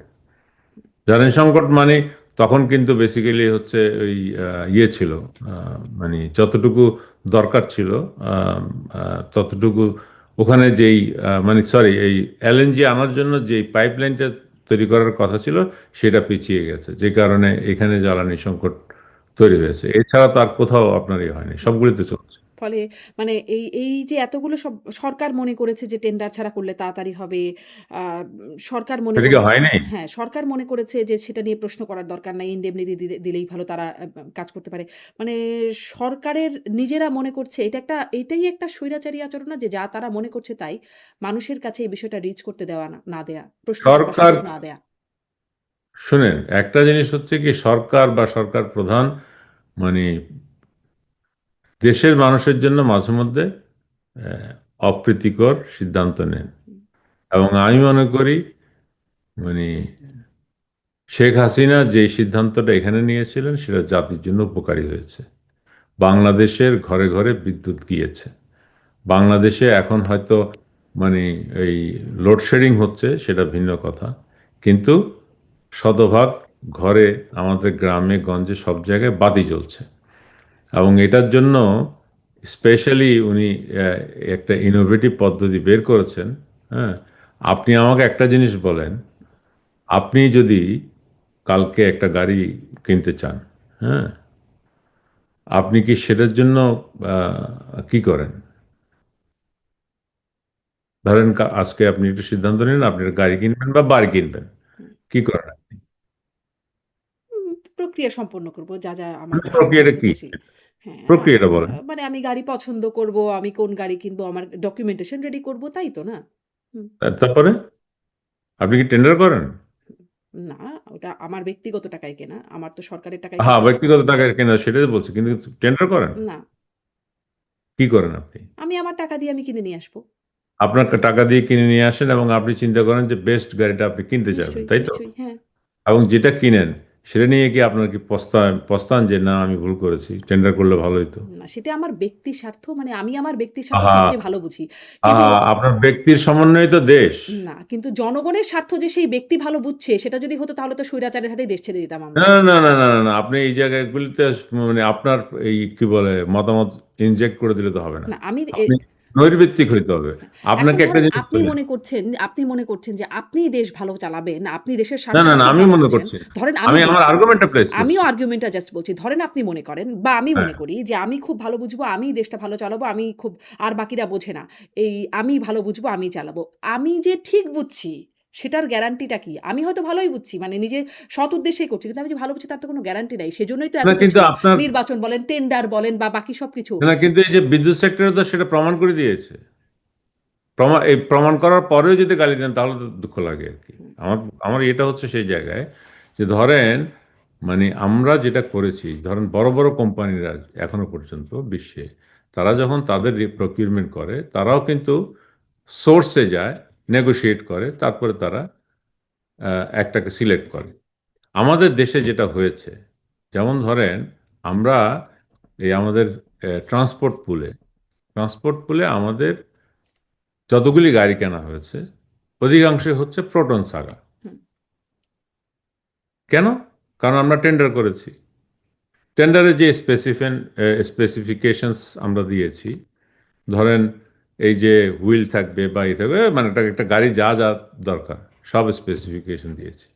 সেই সব স্পেসিফিকেশনে তো প্রোটন সাগাতেও আছে, মার্সিডিজেও আছে, আপনার টয়োটাতেও আছে, তাই না?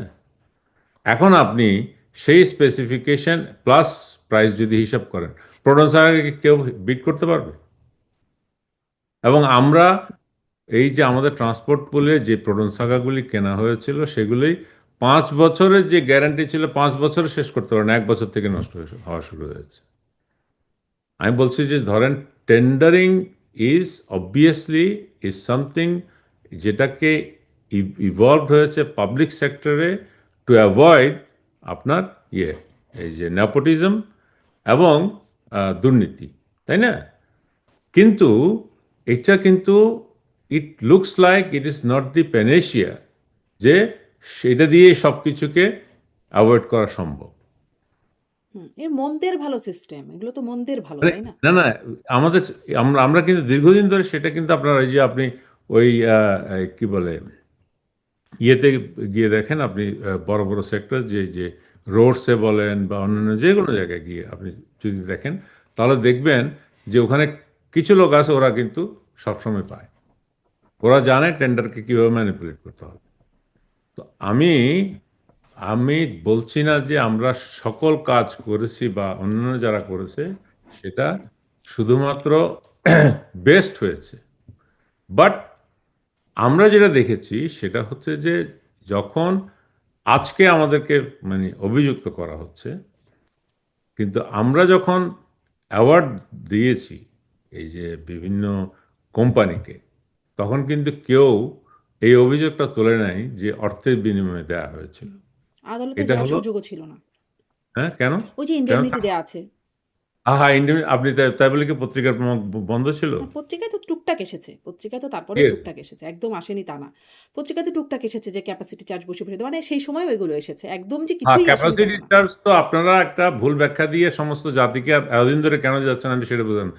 আপনি আমাকে একটা উদাহরণ দেন মানে সমস্ত। বা টেন্ডার ছাড়া যে পাওয়ার প্ল্যান্ট গুলো হচ্ছে, মানে আমি একটা আপনার বলছি আর ক্যাপাসিটি কি। ছাড়া, এই পেমেন্ট ছাড়া কোনো পাওয়ার প্ল্যান্ট হয়? না হবে একটা না। উদাহরণ দেন। না, না হবে না। হুম। তো না, কিন্তু মানে বসিয়ে, বসিয়ে দেয়ার যে বিষয়টা। কিন্তু মানে আমার প্রশ্নটা ওই যে টেন্ডার ছাড়া হচ্ছে, আপনিই বলছেন নেপোটিজমের জায়গা থাকে, দুর্নীতির জায়গা থাকে।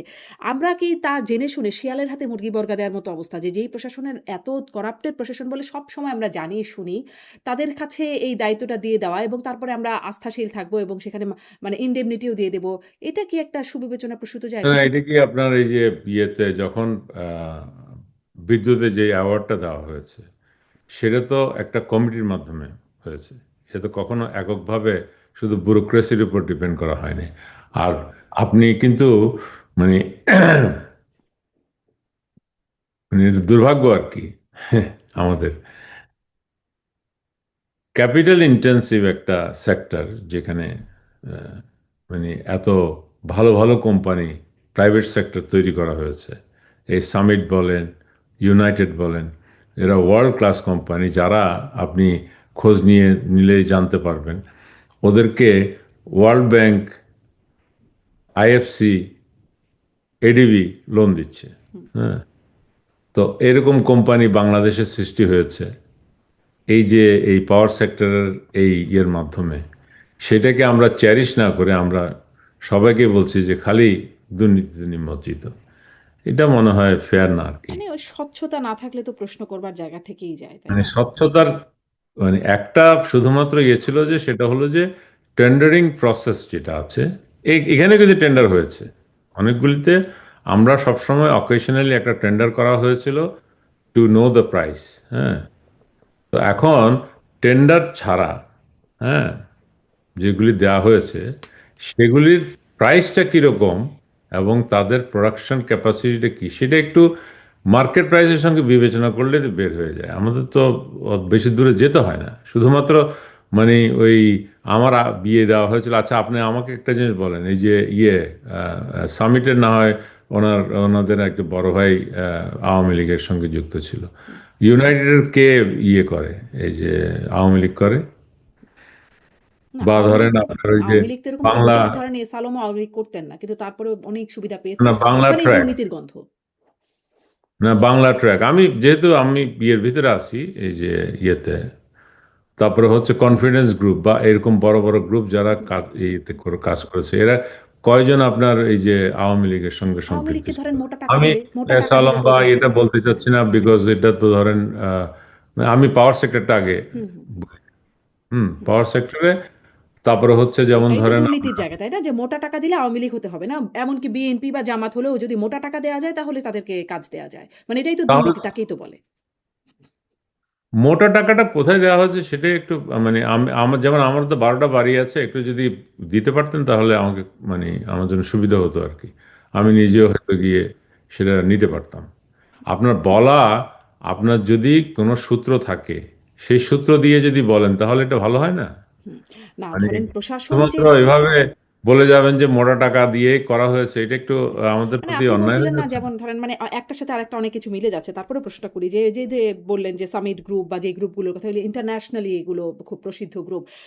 ওয়ার্ল্ড ব্যাংক লোন দেন। কিন্তু ওয়ার্ল্ড ব্যাংক আবার আমাদের পদ্মা সেতুতে লোন দিতে গিয়ে লোন দিল না। আমার দুর্নীতির কথা বলল, তাই না? তো আমাদের তো এই বিষয়গুলোর জায়গায় তো ঝাপসা আছেই। পরে আবার দুর্নীতি মানে অনেক কিছু হলো আসলে সেটা ঘিরে। মানে এটার থেকে তো একটা স্ট্যান্ডার্ড বলা যায় না যে আ ওয়ার্ল্ড ব্যাংক হ্যাঁ, রিকগনিশন দিচ্ছে মানে।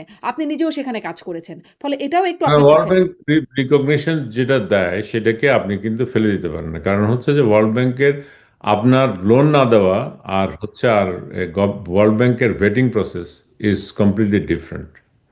হ্যাঁ, আপনার যেমন আমাদের পদ্মা সেতুটা, এটা কিন্তু সবাই জানে, এটা ওপেন সিক্রেট, যে কার মাধ্যমে হয়েছে সেটা জানে, কিন্তু ইউনিল্যাটারালি এটা ক্যান্সেল করেছিল হলো প্রেসিডেন্ট, এটা বোর্ডে আসেনি। হুম, সেটা ভেরি আনইউজুয়াল। এটা মানে আচ্ছা। তৎকালীন যে বোর্ডের যে ইয়ে ছিল, প্রেসিডেন্ট ছিল, সেই প্রেসিডেন্ট নিজে ক্যান্সেল করেছে। ইউজুয়ালি এরকম একটা যেটা অ্যাগ্রিড ইয়ে সেটা বোর্ডে আসার কথা, বোর্ডে আসেনি। তো এইটা হচ্ছে কমপ্লিটলি ডিফারেন্ট ইয়ে।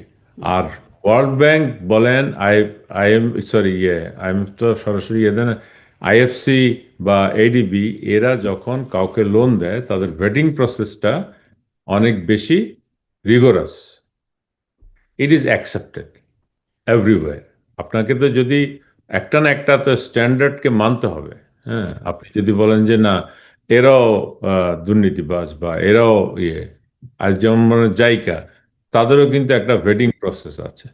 তো সেইগুলি যদি মেনটেন করে, যারা এদেরকে কনভিন্স করে লোন নিতে পারে, হ্যাঁ, তাদেরকে আমি তো ভালো, যেমন আরেকটা কোম্পানি, যেমন আমি যখন ওয়ার্ল্ড ব্যাংকে জয়েন করেছি তার কিছুদিন পরে করেছিলাম মেঘনা গ্রুপ, ওরাও কিন্তু আইএফসি থেকে লোন পেয়েছিল।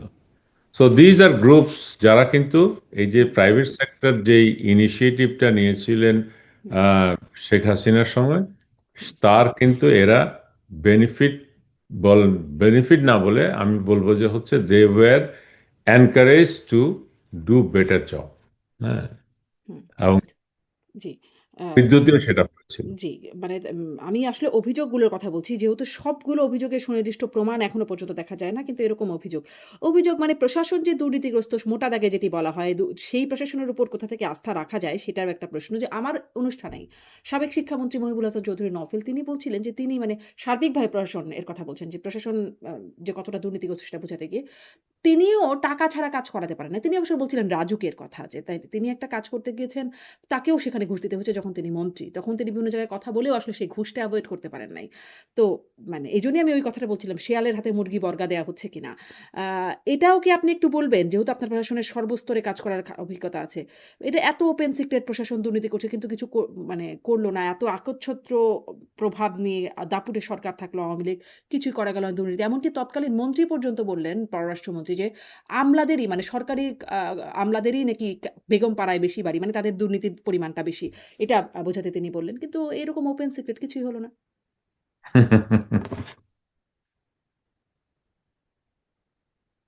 আম, আমি গত বছর ইয়েতে গিয়েছিলাম, এই যে কানাডাতে।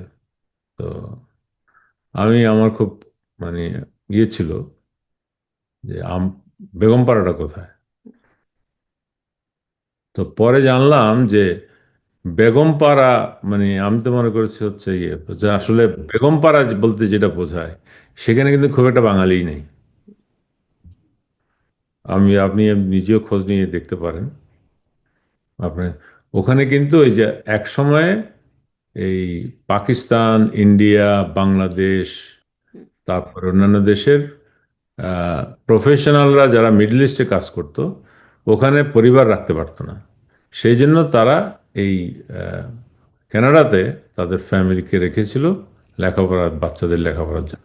তখন থেকে এটা চালু হয়েছে হচ্ছে বেগমপাড়া। হ্যাঁ, বেগমপাড়ায় কিন্তু বাঙালি খুব একটা নেই। বাঙালি মনে হয় মুসলিমীয় তিন চারজন, অনেকে বলছিল আমাকে এরকম। আর তাহলে সরকারি আর আসবে কোত্থেকে? এটাই হলো মানে যারা কানাডাবাসী টরন্টোতে থাকে তাদের বক্তব্য। হ্যাঁ। আর আরেকটা জিনিস সেটা হচ্ছে না, আমি সরকারি একদম আমলা। তৎকালীন মন্ত্রীকে কোট করেই বলছি, তিনিই না না, বলেছেন। আমি মানে ধরেন কথা তো অনেক বলা যায়, কথার সাথে যদি আপনি তথ্য যদি মিল না থাকে তাহলে তো অসুবিধা, এই আর কি।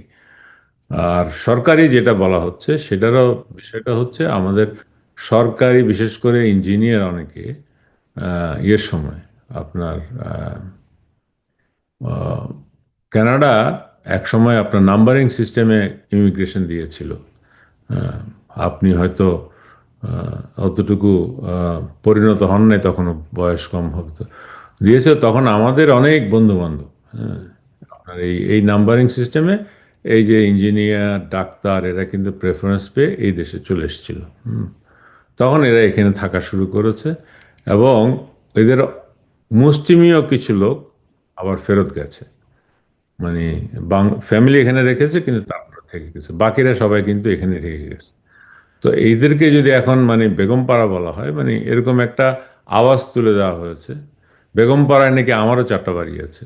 তো বেগমপাড়া মানে এগুলি তো ধরেন মানে কথার কথা। আপনার আসলে ব্যাপার হচ্ছে যে ধরেন মানে খোদ মন্ত্রীরাই যদি এরকম আপনার কথার কথা বলেন, তাহলে আমরা বিশ্বাসটা কোথায় করব? আমাদের মনে তো সন্দেহ আছেই। তার উপরে মন্ত্রীরা যদি বলেন আপনি কথার কথা বলছেন, তাহলে আমরা আসলে বিশ্বাসটা কোথায় না, করব? আমার বিয়েটা হচ্ছে যে এরকম আনসাবস্ট্যান্সিয়েটেড ইয়ে তথ্যের উপরে কিভাবে আলোচনা করব তো আপনারা বলেন? তাকে চ্যালেঞ্জ করেছিলেন মন্ত্রী বলে, নাকি মন্ত্রী বলে তাকে ছেড়ে দিয়েছেন? মানে প্রশাসনের আমলাদের বিরুদ্ধে এরকম বলা হচ্ছে। প্রশাসনের তো হচ্ছে ইয়ের মতো, প্রশাসন কখনো কি কথা কথা বলে? প্রশাসন কি আপনার কোনোটাতে মানে চ্যালেঞ্জ করার সুযোগ আছে আমাদের? মানে আমাদের কি মানে এই বিষয়ে চ্যালেঞ্জ করার কোনো সুযোগ আছে, বা এই শৃঙ্খলা আমাদের কোড অফ কন্ডাক্টে তো সেটা নাই। কোড অফ কন্ডাক্ট এর বাইরে তো কত কাজই আপনারা করেন। ওই যে বাড়াবাড়ি করল প্রশাসন, ওগুলো তো কোড অফ কন্ডাক্ট এর বাইরে করেছে। তো এরকম একটা অভিযোগ আসলে তারা যদি সেটা মিথ্যা হয়, মন্ত্রী বলছেন, এবং সেটা তো নিশ্চয়ই চ্যালেঞ্জ করার মতো একটা জায়গা, তাই না? অন্ততপক্ষে মানে প্রমাণ না হোক, চ্যালেঞ্জ তো করা যেতেই পারত। যাক, তাহলে আমি এখন তো আপনার বোধহয় হ্যাঁ, ভুল হয়ে গেছে, মাফ করে দেন। আমার কাছে তো বলবার কিছু নাই। আরেকটা বিষয়, আপনার বিরুদ্ধেই যেটি বলা হয় যে, আপনি বিশেষ করে আপনার তত্ত্বাবধানেই উম তৎকালীন প্রধানমন্ত্রী রাজনীতিবিদদের কাছ থেকে দূরে সরিয়ে রাখা হয়েছিল তাকে। মানে রাজনীতিবিদরা তার কাছে ঘেঁষতে পারত না। প্রশাসন বা আমলা, বিভিন্ন বাহিনী বা সংস্থার কর্মকর্তারা তাকে ঘিরে রাখতেন। এবং সেটি করোনা কাল থেকে শুরু হয়েছিল, যেটি আসলে উম মেইন ভূমিকা পালন করেছিলেন আপনি। যার ফলাফল পড়েছিল দলে বা দল সংগঠন হিসেবে একটু দুর্বল হয়ে গেছে। আপনি এই বিষয়ে কি বলবেন? করোনা কালে মাননীয় প্রধানমন্ত্রীর গতিবিধিটা রেস্ট্রিক্টেড হয়ে গিয়েছিল, যদিও বা উনি মানে আহ, কি বলবো, এটা সম্ভবত বাংলাদেশের ভিতরে সবচেয়ে বেশি মানুষের সঙ্গে সাক্ষাৎ করেছিলেন। হুম, মানে গণভবনেই, গণভবনতে বেরোতেন না কিন্তু বিভিন্ন জনের সঙ্গে দেখা করতেন। হুম। এখন আমার মানে মুখ্য সচিবের ভূমিকা কিন্তু প্রধানমন্ত্রীর সঙ্গে কে সাক্ষাৎ করবে করবে না সেটা নির্ধারণ করা না, এবং আমি সেটা কখনো করিও নাই। এখন মানুষের যদি পারসেপশন থেকে থাকে তাহলে তার জন্য আমি দুঃখিত। বাট এমনটিও আছে যে ধরেন করোনাকালে যখন ৬৪ জেলায় কোঅর্ডিনেশনের জি জন্য দায়িত্ব দেওয়া হলো, ৬৪ জন সচিবকে দেয়া হলো সেইখানে জি দায়িত্ব। জি সেখানেও জি এমপিরা তখন আমাদের অনুষ্ঠানগুলোতে এসে ওইটা নিয়ে একটা ক্ষোভের কথা বলতেন যে তারা রাজনীতিবিদ হিসেবে তারা ইগনোরড হয়েছেন, কর্নারড হয়েছেন। জি জি জি এটার সঙ্গেও এটা অবশ্যই এটাই সবচেয়ে বেশি এক ধরনের আমার প্রতি সবারই ক্ষোভ আছে হুম, হুম, যে আমি এই কাজটা করেছি, কিন্তু আসলে ঘটনাটা হয়েছে উল্টা। মানে আমি মাননীয় প্রধানমন্ত্রীকে প্রস্তাব করেছিলাম যে এই যে করোনা কাল, এটা তো একটা শতাব্দীর ভিতরে একবার হয়। হুম, তো এখন আমাদের জুনিয়র যারা আছেন, এই যে মানে ডিস্ট্রিক্ট পর্যায়ে যারা কর্মকর্তা, সবাই হচ্ছে উপসচিব পর্যায়ে, তো তাদের জন্য এটা ডিফিকাল্ট হয়ে যায়। আর তাদের এখন মন্ত্রণালয় থেকে আরম্ভ করে সব জায়গায় একটু যোগাযোগ রক্ষা করা দরকার। তো আমাদের কোনো সিনিয়র কেউ যদি মান্থলি এক দুইবার সুপারভাইজ করে, তাহলে এটা তাদেরও সাহস বাড়ে, এদের যোগাযোগ করতে সুবিধা হয়। তা আমি প্রস্তাব করেছিলাম হচ্ছে সংশ্লিষ্ট মন্ত্রীদেরকে দেওয়া। হুম। হুম। তো তখন দেখা গেছে কি আমাদের তো 64 মন্ত্রী নাই। এছাড়া আবার মন্ত্রী যা অনেক জায়গায় আছেন, মন্ত্রী হচ্ছেন জুনিয়র, কিন্তু ওখানে নেতা আছেন অনেক সিনিয়র। হ্যাঁ, এইটা নিয়ে আলোচনা করে তখন মাননীয় প্রধানমন্ত্রী বলতেছিলেন যে এটা হলে তো আবার একটা ভেজাল হয়ে যাবে, কাকে দিব। হ্যাঁ, তাহলে এটা বাদ দাও। আমি বললাম যে স্যার তাহলে অ্যাটলিস্ট একজন সিনিয়র কাউকে আমরা দেই। তাহলে কি এখন কি ওই যে সচিবদের দিয়ে দেব? তখন উনি বলতে ঠিক আছে, তাহলে সচিবদেরকে দিয়ে দিতে পারো, তাদেরকে কিন্তু লোকাল ইয়েদের। এখন এই প্রক্রিয়াটার মধ্যে ধরেন পরবর্তীতে যারা এই আমাদের রাজনীতিবিদরা আছেন, তারা কিন্তু সম্পৃক্ত ছিলেন, কিন্তু অফিসিয়ালি যেহেতু ওই মিটিংটার ভিতরে মানে প্রিসাইড করতে হচ্ছে আমাদের, যেমন এই যে আপনি মহিবুল হাসান সাহেব বললেন বা ওই অন্যান্য, এনারা কিন্তু সবসময় এই মন্ত্রী থাকা অবস্থায় কিন্তু মিটিংয়ে গিয়েছে, সাথে গিয়েছে। তো ম্যাক্সিমাম জায়গায় কিন্তু সেটা হয়েছে। কিন্তু কেন আমার প্রতি এই বিদ্বেষটা হচ্ছে, আপনি এখন আমার থেকে শুনে আপনার কাছে কি মনে হয় আমি কি কোনো ভিলেনের মতো কাজ করেছি, নাকি জাতির উপকারার্থে আমার মাথার আমার বুদ্ধিতে যেটা এসেছে স্বল্প বুদ্ধিতে সেটা চেষ্টা করেছি। কিন্তু আর এটা কি এরকম একটা পরিণতি হয়েছে কিনা যে দল এর সংগঠন হিসেবে মানে দুর্বল হয়ে গেছে, আম বা গ্রিপ হারিয়েছে রাজনীতিকরা তাদের। এরকম কি একটা পরিস্থিতি তৈরি হয়েছে কিনা? মানে কেন হবে সেটা? আপনার ধরেন আমাদের যারা, আপনি নিশ্চয়ই লক্ষ্য করে দেখেছিলেন করোনা কালে লাশ দাফন করতে পারছে না, সেখানে হুম, এই যে আমাদের জেলা প্রশাসনের লোক অথবা পুলিশের লোক অথবা আওয়ামী লীগের লোক, তারা গিয়ে কিন্তু করেছে। তো তাহলে এখানে ইয়ে কিভাবে আলাদা হয়েছে? এটা তো আরো বেশি ঐক্যবদ্ধ হয়েছিল। জি। আ আপনার ব্যাখ্যাটা স্পষ্ট, আপনি ব্যাখ্যা করেছেন। এটি আসলে আওয়ামী লীগের মধ্যেই এই অভিযোগটা ছিল। তখনও আমরা শুনতাম আমাদের অনুষ্ঠানগুলোতে এসে কথাগুলো বলত। খুব অনেকক্ষণ ধরে কথা বলছি ফলে ছোট, ছোট করে একটু আসি যে সাবেক প্রধানমন্ত্রী ক্ষমতাচ্যুত হওয়ার আগেও বলেছেন, পরেও বলেছেন যে যুক্তরাষ্ট্র তার ক্ষমতাচ্যুত হবার পেছনের কারণ হচ্ছে যুক্তরাষ্ট্র। তারা মানে যুক্তরাষ্ট্র চাইলে তিনি ক্ষমতায় থাকতে পারতেন। আপনি আসলে মানে পররাষ্ট্র বা কূটনীতির বিভিন্ন জায়গায়ও আপনার সম্পৃক্ততা ছিল। ফলে সেই অভিজ্ঞতা থেকেও আপনি একটু বলবেন যে, তখন যুক্তরাষ্ট্র চায়নি বলে তিনি ক্ষমতায় থাকতে পারেননি তার ভাষ্য অনুযায়ী।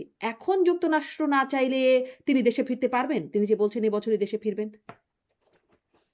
হুম, এটা তো মিলিয়ন ডলার কোশ্চেন।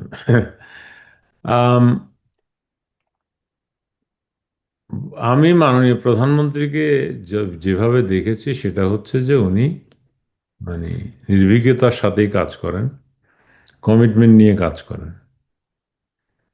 এখন মানে মার্কিন যুক্তরাষ্ট্র এটার পিছনে ছিল কি ছিল না সেটা তো আর আমি বলতে পারবো না। তবে একটা জিনিস হচ্ছে কি, কোন দেশ কি চাইলো সেটার উপরে কিন্তু কি আহ, বিশ্ব রাজনীতি বা কোনো দেশের রাজনীতি পুরোপুরি নির্ভর করে। 1971-এ তো বাংলাদেশের স্বাধীনতা মার্কিন সরকার চায়নি, হুম, তাতে কি সেটাকে ঠেকিয়ে রাখতে পেরেছে?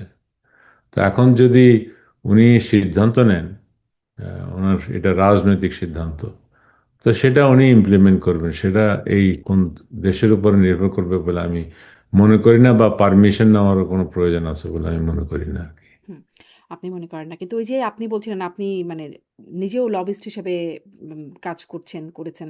আ আমরা এখন জানি লবিং করাটা একটা খুবই স্বীকৃত ব্যাপার। আমরা তখনও দেখেছি যে বিএনপিও বলতো, এখনো বলছে পিটার হাসকে ধন্যবাদ জানাচ্ছে বিএনপির এমপি যে তিনি একটা গুরুত্বপূর্ণ বা শক্ত ভূমিকা রেখেছেন এই মানে গণ অভ্যুত্থানের পেছনে। মানে সেই যে আ ভূমিকা সেটা দেখা যায় যে তখনকার লবিং, তারপরে ডক্টর ইউনূস সরকারের মানে ডক্টর ইউনূসের লবিং বিষয়ে আমরা পরবর্তীতে বিভিন্ন নেতাদের কাছ থেকে তাদের সাক্ষাৎকারে শুনেছি যে তিনিও লবিং করেছেন। এখন আওয়ামী লীগ কি লবিং করছে এই ফেরবার পেছনে। এটাও টুকটাক শোনা যায়। আপনি হচ্ছে মার্কিনীদের সাথে লবিং এর জন্য দায়িত্বপ্রাপ্ত। আপনি এটার সত্যতা নিশ্চিত করতে পারেন বা ব্যাখ্যা করতে পারেন। আ আসলে লবিংটা হচ্ছে কিনা বা হলে কিরকম ভাবে হচ্ছে বা লবিং করতে কি লাগে একজন লবিস্ট হিসাবে আপনার কাছে? এটাও প্রশ্ন। লবিং করতে টাকা লাগে। আচ্ছা। না না, আসলে আমার জানা মতে যেমন আমি আওয়ামী লীগের লবিস্ট হিসেবে নাই। আর ওই আমি যে ফার্মে ছিলাম সেই ফার্মটাও আমি পরে বাদ দিয়েছি, কারণ আপনি তো জানেন যে মানে আমার সম্পর্কে এত বেশি কথা, নেগেটিভ কথা পত্রপত্রিকায় লেখা হয়েছে।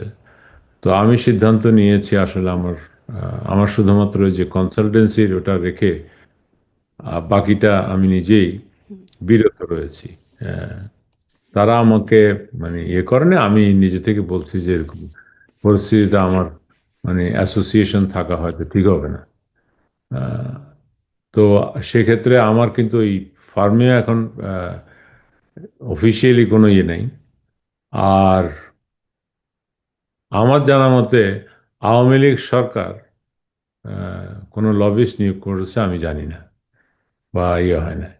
তবে হ্যাঁ, আমাদের অনেক বন্ধু বান্ধব আছে এখানে, অনেক ইয়ে আছে। তো সেক্ষেত্রে আওয়ামী লীগ বা শেখ হাসিনার যদি কোনো উপকার হয় বা কথা বলতে হয়, তাহলে আমি তো সেটা আগেও বলেছি, এখনো বলছি, ভবিষ্যতেও বলবো। শেখ তবে হাসিনার সাথে কি এটা আপনার এখন লবিং সরাসরি এর পার্ট যোগাযোগ না। আছে? লবিং, জি। সরাসরি যোগাযোগ হয় শেখ হাসিনার সাথে? আহ, সেরকম ভাবে তো না। আচ্ছা। মানে থাকলে হয়তো এটাই প্রশ্ন করতাম যে তাহলে তার দেশে ফেরার ব্যাপারে সেই মানে পরিকল্পনাটার ব্যাপারেও আপনি জানেন কিনা? জানবার সুযোগ হয়েছে কিছু? না না, ওনার বিয়ের ব্যাপারে উনি আমি যেটা আমাদের বন্ধু বান্ধব যারা হুম, মানে আছে রাজনীতির ইয়ে, তাদের কাছ থেকে শুনছি যে এরকম উনি অ্যাডামেন্ট দেশে ফিরে যাবেন, এই আর কি। আচ্ছা। যে কোনো কনসিকুয়েন্স হোক সেটা ফেস করতে উনি রাজি আছেন, বাট উনি দেশে যাবেন।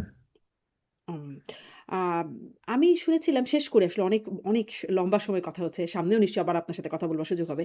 আ বর্তমান যিনি স্বরাষ্ট্রমন্ত্রী সালাউদ্দিন আহমেদ, তার সাথেও আপনার হয়তো আ মানে বন্ধুতার সম্পর্ক আছে বলে আমি শুনেছি। জেনেছি, ভুলও হতে পারি। আপনি শুধরাবেন। মানে যোগাযোগ হয় সেই না হিসেবে না মানে না, সালাউদ্দিন সাহেব আর আমি আমরা একই কলেজে পড়েছি।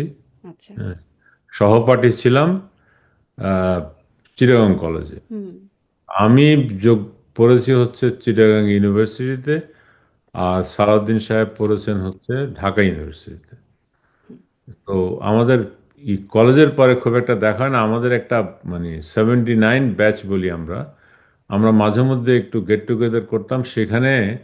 আহ, দুবার এসছিল বহু আগে। হ্যাঁ, মানে ওই যে ইন্ডিয়াতে হুম।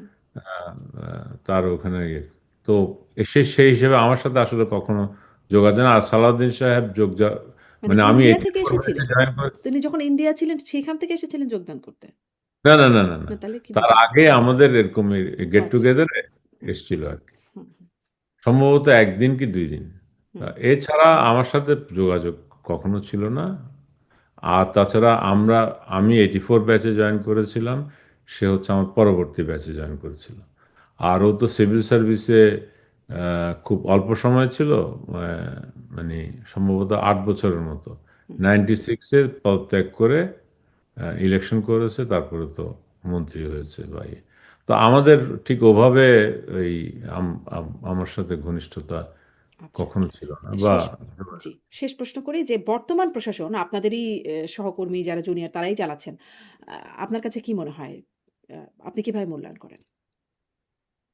বর্তমান প্রশাসন অ্যাকচুয়ালি ব্যাপারটা মানে কি বলবো এখানে তো আমার তাহলে আপনি তো ওই বলছেন শেষ করতে চাচ্ছেন আমাকে একটু সময় দিলে বলে আমি একটু আচ্ছা, বলতে চাচ্ছি। মানে সংক্ষেপে বলেন যদি। এটা হলো বর্তমান প্রশাসন, এটা তো অদ্ভুত প্রশাসন।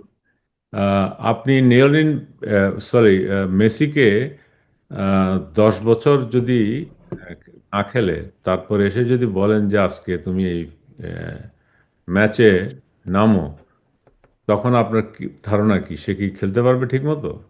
হুম, বারবার তো কথা। আমাদের এই যে এই আহ, কিছু অদ্ভুত ইয়ে কারবার হয়েছিল, এমন কিছু অফিসারদেরকে এনে বিভিন্ন গুরুত্বপূর্ণ পদে বসিয়ে দেওয়া হয়েছিল যারা প্রশাসন থেকে দূরে ছিল 10-15 বছর ধরে হুম, বঞ্চনার কথা বলে। হ্যাঁ, আমি বঞ্চনার জন্য দুঃখিত যদি বঞ্চিত হয়ে থাকে, কিন্তু এই 10 বছরের গ্যাপ বা 15 বছরের গ্যাপটা কিন্তু কম গ্যাপ না। হুম। যে কারণে আমরা এক ধরনের একটা অপেশাদারিত্ব কাজকর্ম দেখেছি। কিন্তু এই ১৫ বছরের আপনাকে আমি একটা পেশাদার যারা উদাহরণ দিই। প্রশাসনের কথা আপনি বলছেন, তারা যে আবার ওই যে বাড়াবাড়ি করায় অভিযুক্ত, ওই যে মানে না, ওই বাড়াবাড়ি তাহলে করার বাড়াবাড়ি অভিযুক্ত করা বলার সাথে প্রশাসনকে আমি রাখবে কেন? একমত না। না, না, বাড়াবাড়ি করার এটার সঙ্গে আমি একমত না। এটা বললে বলো না। এটা আমি মনে করি এটা অন্যায়। না, আপনিই বলছিলেন বাড়াবাড়ি শব্দটা। মানে নির্বাচন প্রসঙ্গে যখন কথা বলছিলেন যে প্রশাসন কিছু হ্যাঁ, বাড়াবাড়ি করেছিল। আমি ধরেন আপনার সঙ্গে আজকে কথা বলার সময় একটু জোরে কথা বলেছি। তাই বলে কি সারা জীবন আপনার সঙ্গে আমি জোরে কথা বলবো? মানে আমি বলছি যে আমার জীবনে বিচ্যুতি থাকতে পারে। হ্যাঁ, কিন্তু সবগুলিকে আপনি তো ওভারঅল ইয়েতে দেখবেন। এটা তো খুব বড় একটা জায়গা। এটা তো একটা মানে খুব মৌলিক একটা জায়গা যে নির্বাচনকে মানে তার বায়াসনেসটা কি পরিমাণ যে নির্বাচনটাকেই হতে দিল না। এমনকি সর্বোচ্চ পর্যায়ের ইচ্ছার বাইরে গিয়েও নির্বাচনটাকে হতে দিল না ঠিকমতো। এতই বাড়াবাড়িটা হলো। সেই বাড়াবাড়ি করা প্রশাসনকে কিভাবে কোন যুক্তিতে রাখবে যারা জানে যে তারা আসলে আ মানে ওই মানে যে বাঁশের চেয়ে কঞ্চি বড় বলে না? দলের চাইতে তারা বেশি দলীয়। ফলে তাদেরকে কিভাবে রাখবে? কিন্তু কোন আপনি কি যুক্তিতে? আপনি কি জানেন যে এই বাড়াবাড়ির মানে বা বিষয়ে কি কি মানে অ্যাকশন মাননীয় প্রধানমন্ত্রী নিয়েছিলেন? না, জানি না। কারণ তিনি তো বলেছেন সুষ্ঠু নির্বাচন হয়েছে। ফলে জানি না তো। হ্যাঁ, কিন্তু উনি তো সেখান থেকে যারা ধরেন ইয়ে আছেন, উনি কিন্তু সেই জায়গায় পিছপা হন নাই। হ্যাঁ, যেমন আমি যদি আম- আমার বিষয়টা বলি, হুম, আমি পিএইচডি শেষ করে যখন গিয়েছি আমি ঠিকমতো প্রমোশন পাইনি আওয়ামী লীগ সময়। হ্যাঁ, তারপরে আমার 1 বছর পরে জয়েন্ট সেক্রেটারি হয়েছি। 2 বছর মানে আমার কনিষ্ঠ কর্মকর্তা হওয়ার 2 বছর পরে আমি এডিশনাল সেক্রেটারি হয়েছি। আমাকে 16 জন সুপারসিড করার পরে আমি সচিব হয়েছি। তো আমি কিন্তু I was picked by the prime minister herself, কারণ উনি পেশাদারিত্বকে প্রমোট করার চেষ্টা করেন। তো এরকম অনেক ঘটনা আছে যেগুলি মানে ধরেন বলতে গেলে রাত ফুরাবে আর কি।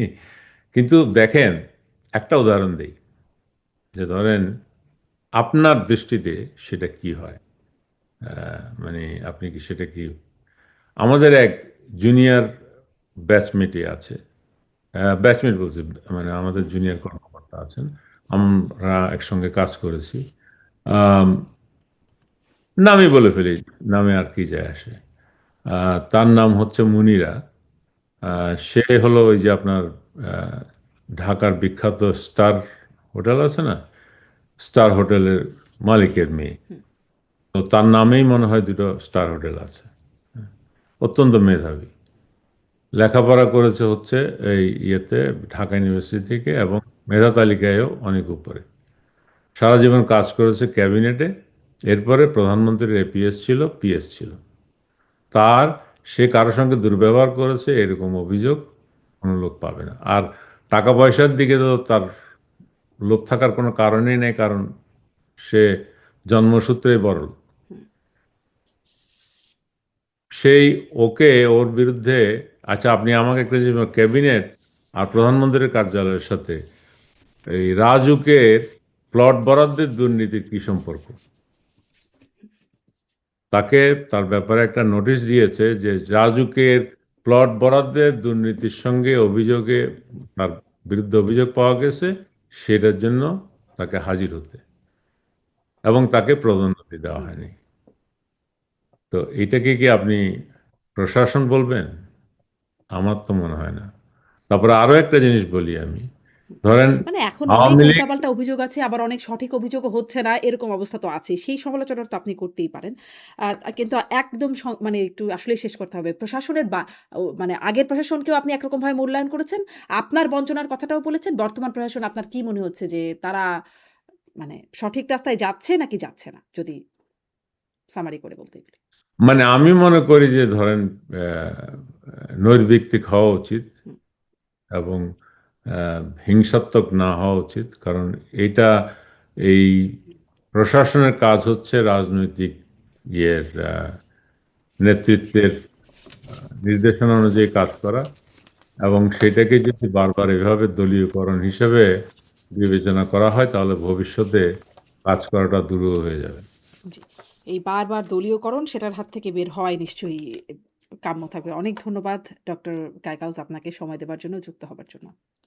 Thank you. অনেক ভালো ধন্যবাদ। থাকবেন। সামনে নিশ্চয়ই আবারও কথা হবে। অনেক ধন্যবাদ দর্শক সাথে থাকার জন্য।